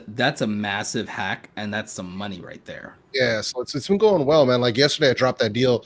It went really good with Title, like the push I did with Title, for the free 60-day trial that I started that like in December. I had a lot of people sign up, which was really lucrative as far as on my end goes. Went really well, and then they came back. What was it, about maybe a couple days ago? Where right now you can get Title Hi-Fi 4 months for $4. I dropped that link on Twitter last night. I put it on my community tab as well. A lot of people jumped on it. That's a screaming dude. That's $20 a month usually. Dude, like you need to. It's like $1 a month. Come on, man. So, dude, like, have you with any of your audio stuff? Have you ever pushed the Audible free trial? I have twice. I never got on Audible's radar, but I did when they were, because even without being on their radar, like just getting the bounties on that are $5 to $10. I did it on 2 videos, and I still get monthly bounties on that from 6 months ago. So you need to, you need to do that on the ones where you don't have like anything else really to push, man. Like you really need to do that. No, those are good. Yeah, it's that's everybody.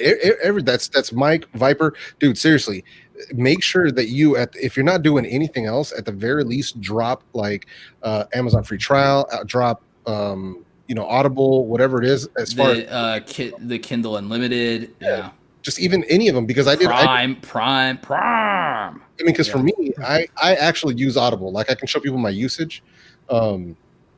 I listen to a ton of audiobooks, so I make a lot of recommendations for people as well. Like, if they're into the genres that I'm into, obviously, I love horror, zombie fiction, and I love alternate history, and I listen to a lot of World War II reenactment stuff as well, and just a lot of that sort of stuff, and a lot of science fiction. And I make a lot of recommendations on that stuff to a lot of friends. But the 2 videos that I actually talked about it on were in the middle of the video where I was like, hey, if you're interested in listening to the audiobooks that I listen to, check this out. You'll get 2 free books. If you sign up, it's a win-win for everybody. And those bounties still pay. So the Kindle Unlimited, Amazon Prime 30-day free trial, and Audible. Yeah, like when we had a Black Friday, that's one thing. Black Friday and then Prime Day, it's always good to like even post it like on your own personal social media stuff. Yeah, just tell people, okay, sign up for this trial, because either way, I mean, think about it, man. It's a flat rate, so you're not getting a percentage. You're getting either $5. Sometimes they up it to $10. Yep. So, especially right before Prime Day, they always jack stuff up. Oh yeah. And the thing is, the reason they do that is, guys, you guys have no idea how much ads cost. Like the lead acquisition and the number of people that forget to cancel makes it profitable for them instantaneously. Yep. Like, so that's why they can do it. To cancel, man. Yeah, that's why I mean, it just works. It just works. I mean, this is the game. This is how I made all that money affiliate marketing, is like as understanding this and using it even without having a big following. I made like real money, like more money than I made with a 9-to-5 job, like off of a lot of this. And it's just so smart to do it.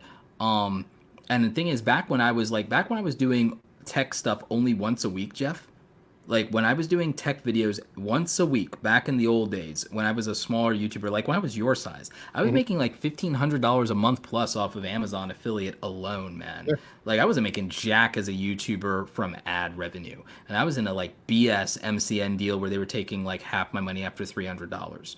Like it was because $300 was all I was making on average until I got bigger. And then like I was giving up a lot of money because I was stuck in that deal to all the way to 100K, right? So the Amazon stuff, and Amazon's just one thing. If people did these VPN signups, that's recurring, my friends. And you'd be surprised how, it's only I only get $5 a month for everybody that signs up. But if you got hundreds of people that sign up for that, you're getting $500 a month every month as long as they keep using a VPN client. And every YouTuber can pitch a VPN. You don't even have to be a tech YouTuber. Yeah. No, Like, and the beauty of it is also getting in on associate or affiliate programs outside of Amazon as well, because well, that's what I'm talking about. Yeah. you can get there's different companies that do that sort of stuff, and the beauty of it is once you sign up with one brand, other brands can find you via that same account. Yeah, a ton of those big companies are like on CJ affiliates. Yeah, so Yeah. they'll hit you up and they'll be like, "Hey, this is how Audible found me, was because I joined a program after I started doing reviews for JLab products, Mm. JLab Audio. So when I started doing like the True Wireless earbuds and stuff, they're like, "Oh yeah, you can join up with our affiliate program." I'm like, "Cool." So I joined up. People don't realize Best Buy has an affiliate program now. Yeah, so that's one of those things. But here's the thing with the JLab stuff, I didn't make jack.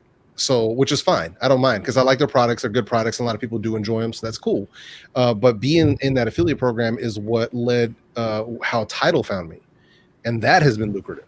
So it's like one thing led to the other, which is pretty cool. So that's there's ways to do it, which is cool. I learned a lot of that, watching your videos and watching a lot of different stuff and just trying to talk to other people. And I think that's the thing that we need more of also, is we need much more, like, if people ask me stuff, I'm open. Anybody who DMs me knows I'm open.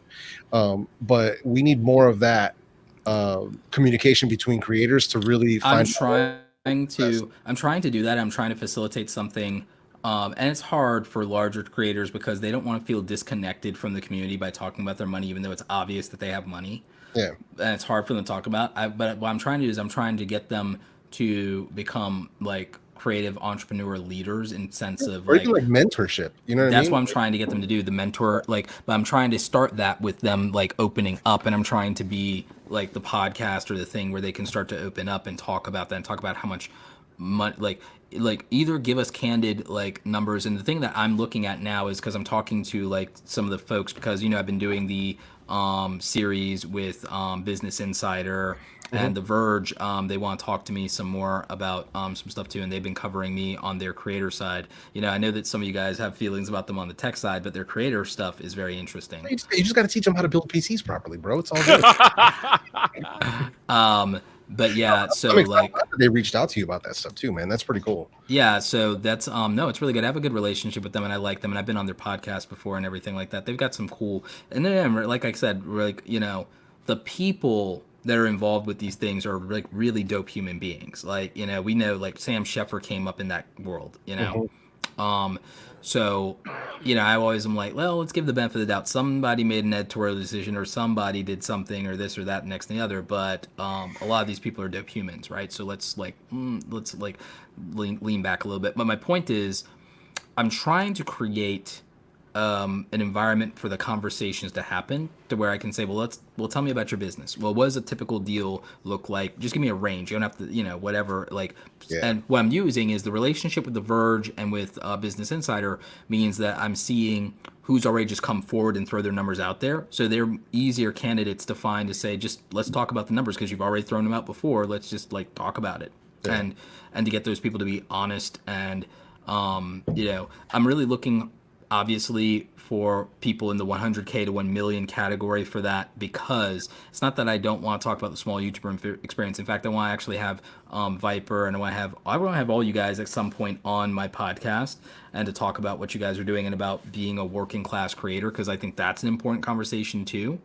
But I know that everyone looks up to the big YouTubers and everybody looks to them for, well, what is the future for me? What is sustainable? What's the hope? What's the dream? What's the reality? And I want them to be candidly and say, this is where I don't make money. This is where I do make money. This is what I was able to, here's why I was able to get the money I was able to get. Because in context, people look at my numbers and they get really confused on like, how do you make that much? Or how do you make those CPMs with those views? And like people I'm like, not all views are equal and not all audiences are equal. There are businesses that only have There's businesses that only have a small clientele that make massive amounts of money because the smallest pool of people are people with disposable income.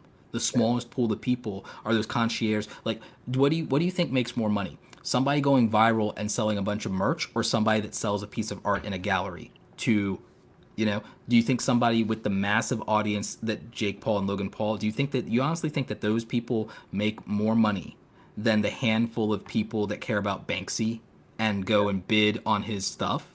Like, who do you think proportionate money to effort makes more? It's Banksy.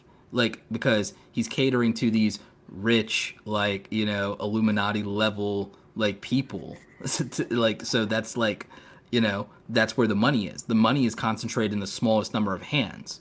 Being mass, we do understand that if you go mass market, you have to go mass market, but it's microtransactions, right? Like that's how all these companies work, right? It's all of these small $100 less transactions.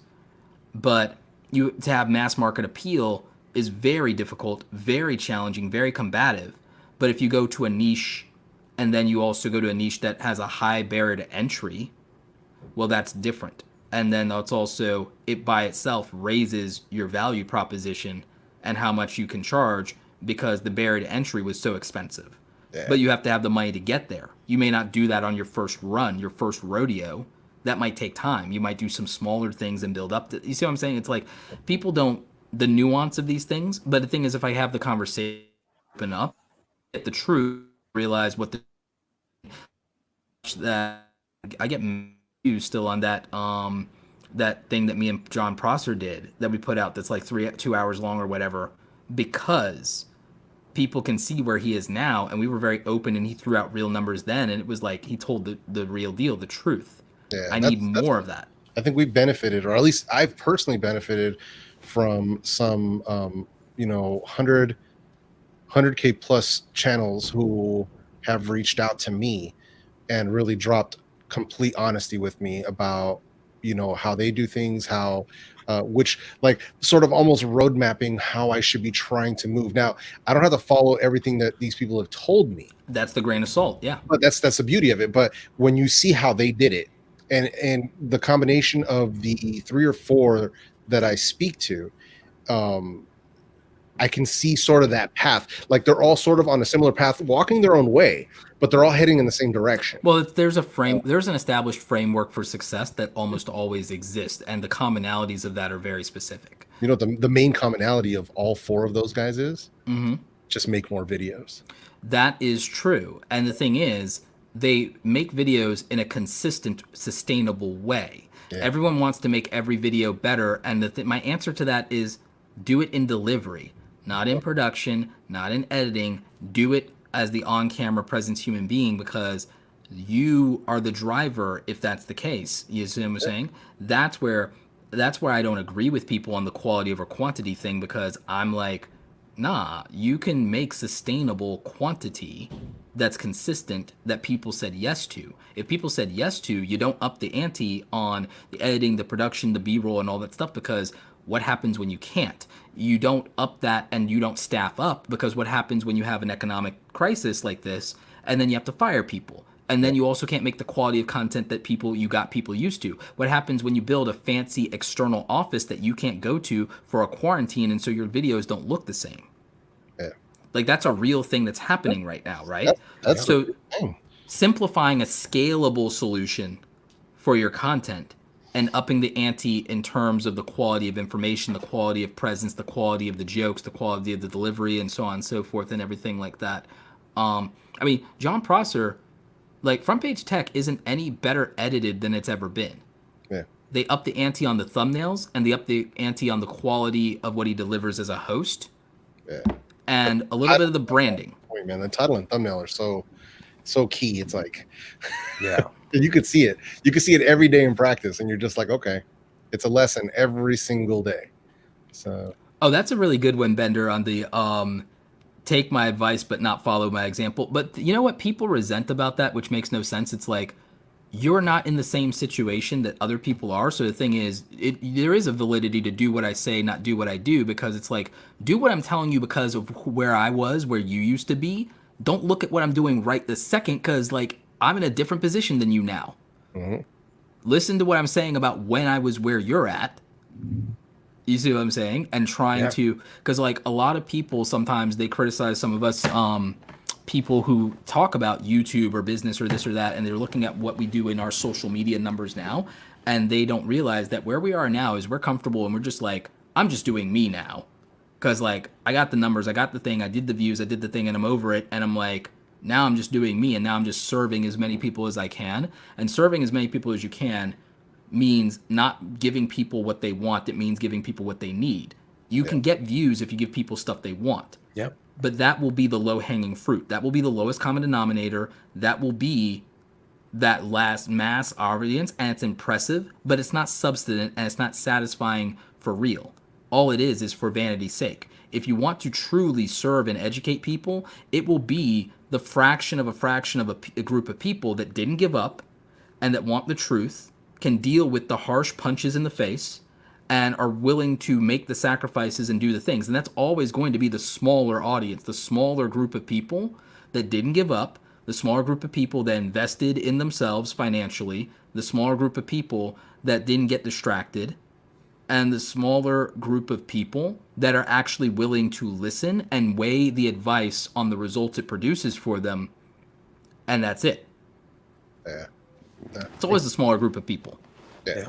And we start weeding them out, man. Ooh. And that's what it is. I mean, that's what it is. It's like, I mean, in a way, it's frustrating to some extent that more people don't have appetite for things of substance or quality. Like, that's the more frustrating thing for a lot of people. Even you guys, you see it, like, you make content where you know that this is the thing. This is the truth. This is the fire. This is the real deal. This is the best whatever. But people aren't on that. They're on the name brand hype. They're on that brand loyalty, or as our homie Travis would say, they're on that brand loyalty. And that brand loyalty is screwing them when it's like, for the things you actually do, you can get it for 60% of the price. Just let go of that brand loyalty. Yeah. It's the same thing with quality content. There's small YouTubers out there that make bangers. There's small YouTubers out there that are killing it, but people got their brand loyalty in this big YouTuber that everyone hyped up. Yep. And they're overlooking that there's somebody out there that isn't hype, but is flavor and is just as good, and in some cases better. Yeah. I know plenty of small YouTubers that make better content than big YouTubers. Like, no offense to anybody, but there are a lot of people over 1 million subscribers that the reality is they fought in a market where there was no competition, and if they had to make that same content and win today, they wouldn't. Yeah. That's just the truth. First mover advantage is real. I'm not saying that, if you had started back then, you would have won. It's like, well, what limitations did you have back then? What was your availability back then to do anything? Like, you can't just say, if I had started sooner sometimes, because we all like to play that game. But sometimes it's not true, because, like, well, what did you have to work with, and what was your mental state, and where were you at, and what would you have done? Like, realistically, and what could you have done consistently back then? So it's like, you can't always make that argument. But the people who could do it, that had first mover advantage, the people who could make their mistakes early and stick around, like Marquez, for example. Like, it's not like Marquez, when he started his YouTube journey, it's not like the first 3 years Marquez was on YouTuber. It was a YouTuber from ages 14 to 17. Look at his stuff. It's not like he was putting out bangers back then. It's not like he grew an audience after that. He made 100 videos to get 78 subscribers. I did an interview with him about it. Mm-hmm. Like, people get frustrated now doing 30 videos and getting 100 subscribers and thinking that that's nothing, or that they're small and woe is me and everything. This boy, this 14-year-old child, outworked them, out-hustled them, out-persevered them, and was grateful to have any attention at all. And yeah, I know that was a decade ago and things are different now. It's like, how different are they? I mean, they are, but you know what I mean? In terms of work ethic, nothing's like, you still got to put in the work. Yeah. The grind never stops, baby. The grind never stops. Grind over glory. Me and Sean the other day, grind over glory. Everyone wants the glory, they don't want the grind. Oh man. All right. It's about that grind. While we're talking about the hustle, I want to venture out, reach new sources of income and influence. So I'm gonna start a podcast with a co-host. I have some names I want to run by you guys. 2 fat guys in a microphone. Chi-Town Tech. Teching Awesome. Nerd Chat Podcast. Technically, I'm right. Let's Tech About It. Tech It Out. BenderTube and Friends. BenderTube, the series, the podcast. Tech Guy's Life. And then this one I like. Brought to you by Dollar Shave Club. Copyright. That one, that's the title, and it's 60 minutes of just sponsor reads. Oh, man. I like 2 fat guys and a mic, honestly. Yo, that was the first one that came out. Yeah. I got more. Hold on. Straight out of tech news. Going down. Straight out of Tech Town. Yeah. Because like Compton, like so straight out of Tech Town. Yeah, he likes teching awesome. Podcast. A few good gadgets. Ooh, and that's tech good. fella. A few good gadgets is good. It does limit you a little bit, possibly. Two fat guys and a mic has more mainstream appeal. Yeah, and you very can do it. self-aware. Yeah, you can do anything with it. Boom. You can That's go the one, anywhere with man. that. And you can go anywhere with that, and then you're not trapped into, and that sounds like it has entertainment value. So like, because that's the other thing is, here's a thing for you guys, like, so like, I think everyone has gotten niching down into a category instead of thinking that niching down is what it really is, which is, what do you want to be known for? Because like, I have to contradict, like, Gary V's advices on you are the niche sounds good to people and you can do whatever you want sounds good to people, and watch them do it and fail. Because you know what their problem is? The prerequisite to most of the things Gary V tells you would actually require self-awareness. Which he said to his credit. You guys know I'm a big fan of Gary V and everything like that, and I consider him a mentor. But like, the context that's always missing from a lot of his advice is, that would work if you were self-aware to begin with. Yeah. The 99% of people in the Vayner Nation who aren't hustling and who fail and who just sit there and follow Gary and spend tens of thousands of dollars in a lifetime at going to events and buying sneakers and buying books and don't get anywhere are people who lack any self-awareness. Following the advice of any guru will not work if you do not have self-awareness. And here's what that would look like. If you like all these different variety of things, the problem is this. The next filter is, okay, we identified all the things you love and all the things that are your personality, right? What the hell are you actually good at? What are you good at? What are you confident and competent in? Because the thing is, all right, you liked all this stuff. Let's go further. You liked all this stuff. What is it that if you do it every day that you like, that you won't also get bored of and frustrated with and grow out of? What is it that if you do it every day, you're not gonna kill your love of it? Because there's things you could love doing and be passionate about, but if you do it every day, Yeah. right? So that's another filter. Then, you like that thing? Are you even any good at it? Are you competitive at that? Are you knowledgeable about that? Are you like in the top tier for that at all? Or are you just more or at least the bare minimum, are you a fanatic about it enough to get people excited about it? Yeah. You know, like, okay, because maybe if you're not good, but you're fanatical, that could be charming. So, all right. Or annoying. All right.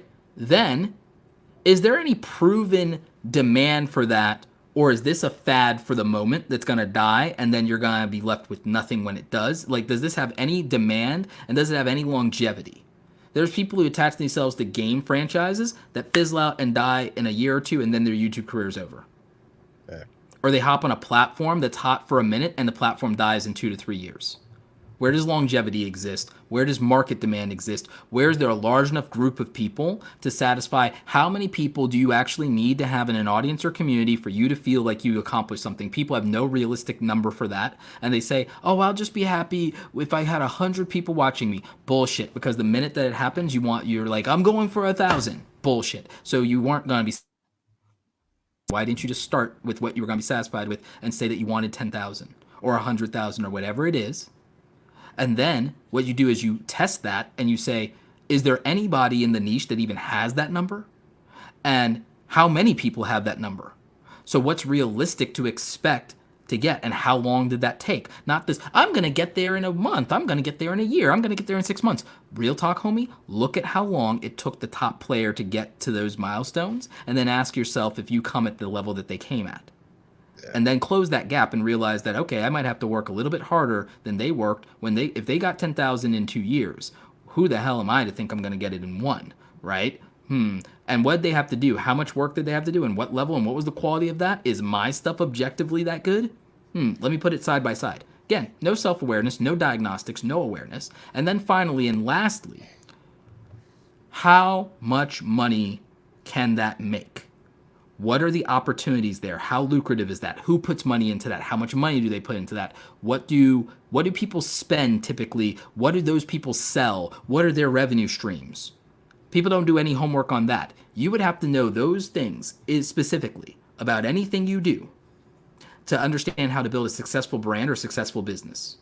Yeah. Because if you can't say, I'm going to do this thing day in and day out for years and years and years without like getting bored, then you're done. If you can't say that you're actually decent, good, competitive, or like, you know, enthusiastic enough to pull that thing off, you're done, because why would anybody watch you for being second rate? Real talk. And then if that thing is going to die as a fad or as a platform, you have no longevity, so you don't have a career. So like you're done. And then if you get if you're good at it, you like it, and people love it, and there's no money in it, well, you better be damn good at something that makes money if you're going to fund that. Yeah. It's not financially viable. So like that would be, you know, your answer. And I think the person's trolling here, but if like if someone wanted to buy subscribers and everything like that, homie, don't buy subscribers. Don't buy subscribers. Save up and buy some freaking stock right now, because everything's on sale. Not financial advice. Save up for like I'm sure Disney will be in business in 15 years. So like I like, it's like people have joked in the past about me spending money and buying like subscribers because of view to subscriber ratio stuff. I'm like, why would I buy subscribers when I can buy ads to sell my shit? Why would I buy subscribers when I could just buy dividend stocks? Like, are you freaking stupid? No, like, but clearly there's a huge market for it, because there's such a big thing where we're telling no, I'm not accusing Mark, because I know he's trolling.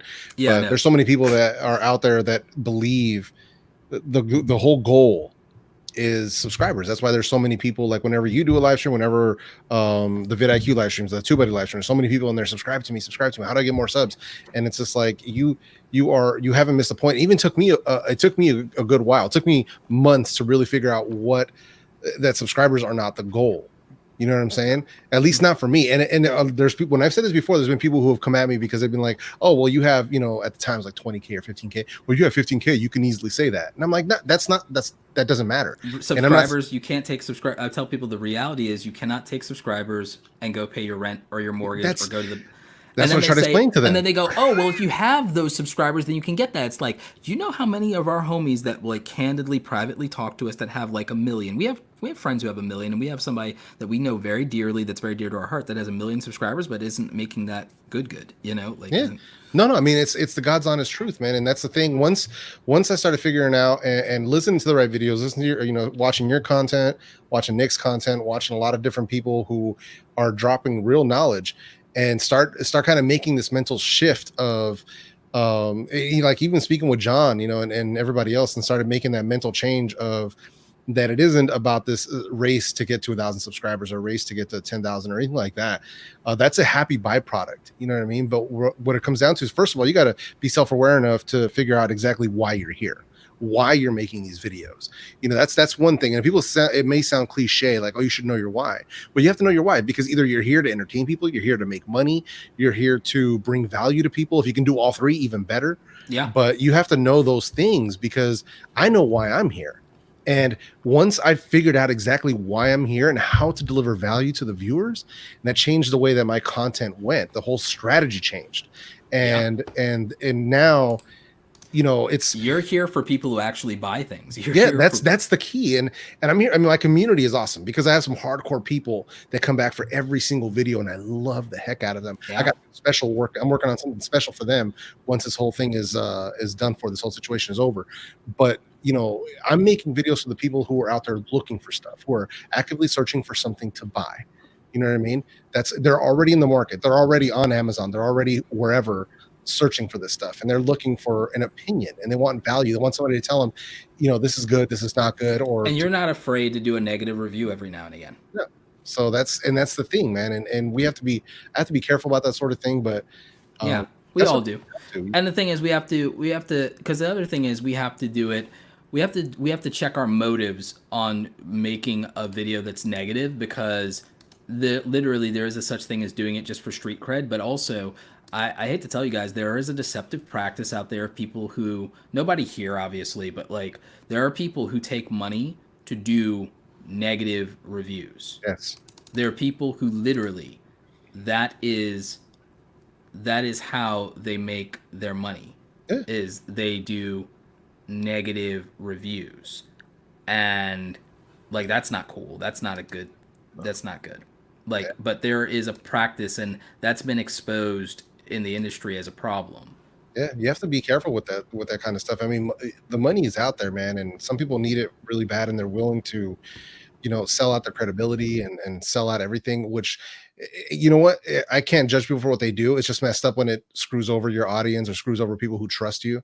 But to each their own. I'm not going to play that game. You know what I mean? I'm gonna like the things I like and say what I say and stand behind what I say. People don't like it, they don't have to agree. I may change my mind even. You know what I mean? And there's people who get mad about that. And it's like, it is what it is. Like when I had a number one earbud for a long time, under 100, for a long time, for months. And then something else came along that definitely beats it. So I'm going to say, okay, well, now it's this one. And now these people are mad at me. And I'm like, they're like, oh, well, I bought this one on your opinion. I'm like, did you get a bad product? And they're like, no. And I'm like, then what are you unhappy about? What are you unhappy about? Things change. Technology improves. That's like me telling you, okay, like when Viper was, telling us at the time, I believe it was the Thanos phone. That was like the greatest thing ever. The Thanos phone. I think it was the Note 10? That was the S9, the Galaxy Yeah, S9. yeah, the Thanos S9. And that was like the best thing ever, right? But then we got what I think it was the iPhone 11 Pro, or what was the next one that came out? Now this one was the one. And then people get mad, and it's like, listen, we're not loyal to this brand. We're not loyal to this one thing. We're loyal to what is hot. You know what I mean? Whatever is the best, this is the best. Whatever is the best in the moment at that time. And same thing with Jason, like with people coming at him. And I understand they're like, but in real life, literally real life, if people are honest, they flip flop on brands and how they feel about them all the time, even based on what a brand does in the news. Like, how many times have people been ride or die for a brand or for a content creator, and then there's a headline, and then they jump ship, they cancel them. Yeah, right? like everybody who jumped off, got done, didn't want to mess with Uber anymore, cancel Uber. The same people that are getting Uber Eats right now. Yeah, exactly. And like they were all about that, and all about like, coming at Travis, the CEO of Uber, and all this stuff and everything for his stuff and everything like that. And everybody was like, oh, I'm deleting this and everything like that. Yeah. I'm like looking at it's like, hey, homie, I thought you deleted Uber. Hey, homie, I thought you deleted Facebook. Yeah. Like, I mean, no, it's look, people are full of shit. That's what it is. Yeah, dude. I mean, that's the thing, man. And I get a lot of that. There's a lot of loyalists and stuff. There's even people who like, there was one guy who tried to call me out because even on the live streams, so on these live streams, you guys see me wearing wired headphones, right? Yeah. And I'm always wearing wired headphones. Like, oh, well, all you do is review Bluetooth stuff. What are you doing wearing those wired headphones? I'm like, what am I supposed to be loyal to wireless? Like, what do you mean? Like, so for me, dude, it's just about, whatever I feel is best, whatever I enjoy the most. And thankfully, I've managed to build a very small business around something that I truly enjoy and something that helps me with my anxiety, which is music. And on my Amazon live streams the past 2 nights, I've been pushing heavily at the 30-minute mark and at the 1 hour mark. I've been telling people about the songs that I've been listening to deal with my anxiety and how much it helps me, and it's almost like meditation at a certain point for me, where I can sit back and turn music on, put the right headphones on. I don't do anything else. I'm not on the computer. I'm not playing games. I'm not doing anything else. I'm just listening to music through my amp, through some great headphones. And I may have a drink or something, like, but that's it. But I don't do anything else. And I just focus on the music. And you'd be shocked that, 15, 20, 25 minutes. There was one time where 2 hours went by and I hadn't even noticed it. You know what I mean? And it's like I time travel with music. So that's insane. That's like so dope, dude. Like, it's funny that you say that and stuff like that. I'm like, I know I've been delaying it for a while. There's been a lot of things going on. Why? But I'm so Creator Gear Guide channel, because like that's the channel that I think I'm just gonna really have so much fun with and be passionate about. And I love all this stuff, and it's the stuff that's given me a career, changed my life, and it's the thing that I like doing on my time off. Is I like taking photography, and like I mean, I've always been more selfish with like my art. So like when I shared some of that stuff that I really am passionate about, like with preserving our national parks, because I'm really really passionate about that. Like sharing some of those photos that I took in Montana at Glacier National, and the feedback that I got from people, and they were like, wow, I didn't know that you could take landscape photography, Roberta. I didn't know that you could be a good nature photographer. I didn't know that like you care about any of this stuff. Like it, like I selfishly hoard most of that stuff for myself, and it's prints here at the house and stuff, but I can share a little bit of it, and it felt really good to show that and to see that other people cared about it. And so doing the camera and lighting stuff and audio stuff, I think I'm going to have a lot of fun with that. It's not that I know that it will make money though. And I know realistically, and I know that it will probably grow as a channel when I do it. But like, it really is just because I want to share something I'm passionate about, the same way you're really into audio and you have that experience with it. Yeah. No, absolutely, man. I wish we could all share like more of the stuff we love. Like I dropped one video, one Lego video of a build that I did, and it was super dope, but I had to unlist it because it's out of, it's out of the niche, obviously. So, but that'd be something that I would love to be able to do more of, but it wouldn't work on my channel. So, that's one of those things. And not only that, I mean, because Viper knows what's up with the Lego, you can see the Batmobile sitting right there. So it's the real deal. And it helps. Not only is it cool, not only is it something from our childhood, but it's such a good mentally freeing exercise for anxiety and stress. I used my Gundam model kits for that, as well as like these plants. I water these. Like I've actually managed to not kill these plants. Yeah, you guys are familiar with Jay's 2 Cents, the PC tech channel. Yep. Like he builds models. Like he has these like model ships and stuff, right? And I can tell like on the under, because I know he's he employs people. He's there's a lot of stress behind being a channel that large and having a family and doing all that stuff. And I'm like, he got back into it all, and I'm like, okay, I see what he's doing, because it's things like that where we can kind of focus our energy into something a little different, and it's very de-stressing. So, and it'd be cool if we could share that kind of stuff with people, but obviously we'd have to start a whole separate channel. There's just no way around that. So to some extent, I think it's fair. Like, I mean, unless there's a theme with what you became known for on the channel, because there's a way to do whatever you want, but you'd have to then make a theme. Like, primary example is challenge videos. If you make challenge videos, you can turn anything you like into a challenge video. Or if you do a vlog channel, you can make it around that. It's slower and harder in many cases to do those things, though, right? Because the only way to get massive views on those things is the absurd challenge things, and then get people to care about you by proxy of just how many people saw it, the trickle-down effect of that. Like, that's the only way that works, and that's how the big YouTubers get away with it. A lot of people don't realize that the big YouTubers all did non-niche content, and they grew slow, then they got a viral video, and then people stayed for their personality, but it only works for the handful of people that ever get to go viral.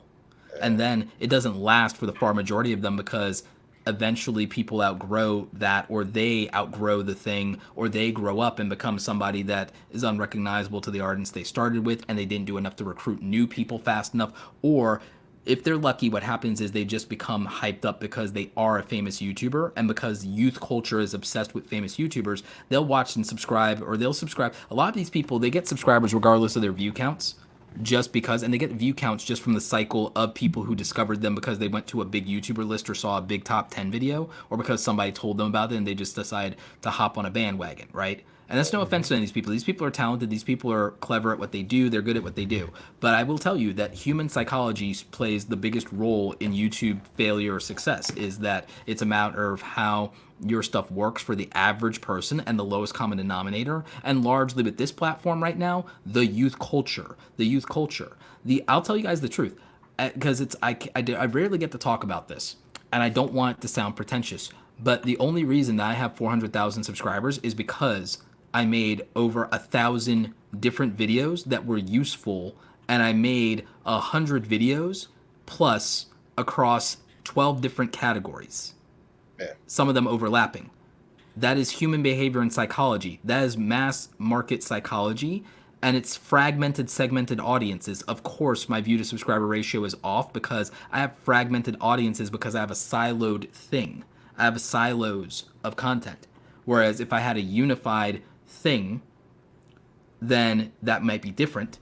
But I also only got to 100,000 subscribers in 3 years is because of the volume of content that I went from creating. In the first year, I went from weekly content that was one silo, and I got to 10,000.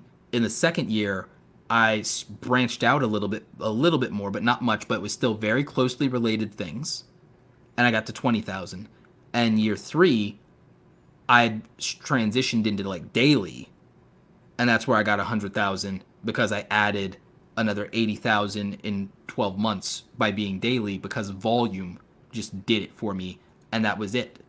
Like that was the concentration of, and I had enough different segments to where I was pulling different groups of people, and I was keeping some loyalists to me, but the reality is it was topical. And that's just how it worked out. And a lot of that was the fact that honestly I did a lot of those. I did software tutorials, and you have to think software has mass market because how many people, like Adobe is a multi-billion-dollar company because of how many millions of people use the software or want to use the software or have a job related to the software. So there was always going to be demand for Adobe tutorials. So software tutorials were my bread and butter. Then it was the camera stuff, and it was budget camera gear. Budget camera gear is always going to be the entry-level barrier for anybody that does video, photography, film, or content creation, right? So there's that. And a lot of my other stuff was freelancing and early-level creative careers, and there's always new students and graduates and people that need to make money on the side or are starting a career and need to build a portfolio. So if you look at the psychology, the only reason that I grew a YouTuber was trying to grow a successful YouTube channel because serve and predict it, expand. That is my current growth strategy even now, is there's a provable, predictable, scalable market that will always exist tied to career development, social media, different products, and technology and software. And that will always be true. There's a predictable market demand, and there's predictable brand loyalty there, and that's it. It's a scalable model, and it's also how any business works. And it's the same thing you can do, and you can tie that directly to affiliate marketing in a predictable way, and that's how I made my money also. Software as a service affiliate marketing is wildly predictable. None of it is sexy, but it is all very lucrative. You won't do big numbers. You will do compound interest over time. It's just not sexy. It's not going viral. I've never went viral. That is literally the only thing that I did, guys. It's why, Viper, I gave you the advice of how to niche into the Apple stuff and into iOS stuff, because there's always an iOS bug or glitch or a piece of iOS software or an iOS thing that nerds are going to look up, and you won't have as much competition for that, but you can serve people, you know? Yeah. It's the same thing with Jeff, where I told you got to become the audio guy. Yeah. Well, thankfully, it's sort of worked out that way now, because now I have a lot of people that do approach me specifically for that sort of stuff, which is cool. So it's worked out so far, and I'm in a pretty decent spot as far as where that goes. So, but yeah, I'm gonna have to bail, dude, because I gotta get dinner started, and then I gotta try to get this video out for tomorrow. What are you guys cooking? What are you guys eating tonight? Yeah. Not 100% sure. We're gonna figure that out. So, because I'm definitely air frying tonight for sure. It only takes 4 minutes. That's what I'm saying. What did I do? So yesterday, 8 minutes in the air fryer. I got some of those frozen dumplings, frozen pot stickers. Ooh. They came amazing. 8 minutes. I was shocked. I was like, I'm serious. We just had it like as a side dish, but it was just one of those things where I was like, okay, this is better than I expected. So, and we did the Totino's pizza rolls because I was doing the Viper diet, so I was doing that. And, oh no, it's DiGiorno tonight, baby. Nice. They make pizza rolls now? No. Pizza rolls. Oh my god, could you imagine? Woo. Actually, those would be delicious. That would be fire. Oh yeah. Yeah, that would be delicious. But yeah, so I'm not sure. Yeah, we're gonna go find out right now, because that Amazon Fresh order came in, and we're trying to make sure we're well equipped. Get your quarantine snacks on, man. You guys got to make sure you're ready. Vipe and Bender, you guys know make sure you guys are stocked up, man. Because right now, I mean, put it like this: out here, people aren't respecting it the way they should be. There's still a ton of people outside. Mm-hmm. So, but they're not respecting like they should be. We're minimizing our exposures, trying to do the best we can. So, but that's why I got the last order in to bring in some of the last stuff we needed. But it should be good, man. It should be fun. But I should have. Hopefully, I'll get this video out tomorrow, man. But I got to get going because I got to get started. The hustle never stops, man. Yeah, man. No doubt, man. Yeah, man. Thanks for coming on. Appreciate you. Thanks for having me, dude. Hey, Roberto, thanks for dropping the game again. Mike, I'll catch you later, bro. Later, bro. All right, guys. Speaking of eating and things like that, I think I'm kind of wrap up this live stream. Considering I am still getting over whatever the hell this is, and I'm getting kind of hungry my damn self. So thanks to my man Roberto Blick for stopping in. I appreciate you. And my man Mike Benetube, thank you for stopping in. For those y'all listening on the live, thank you for listening tonight. I appreciate you guys. And hopefully you all stay safe out there. Social distance yourself. Don't be crowding up on people. Don't do that. Stay at home. Yeah. Relax, baby. Relax. Be safe. Be safe. Be smart. Be smart and be safe. That's right. We out here. Later, y'all.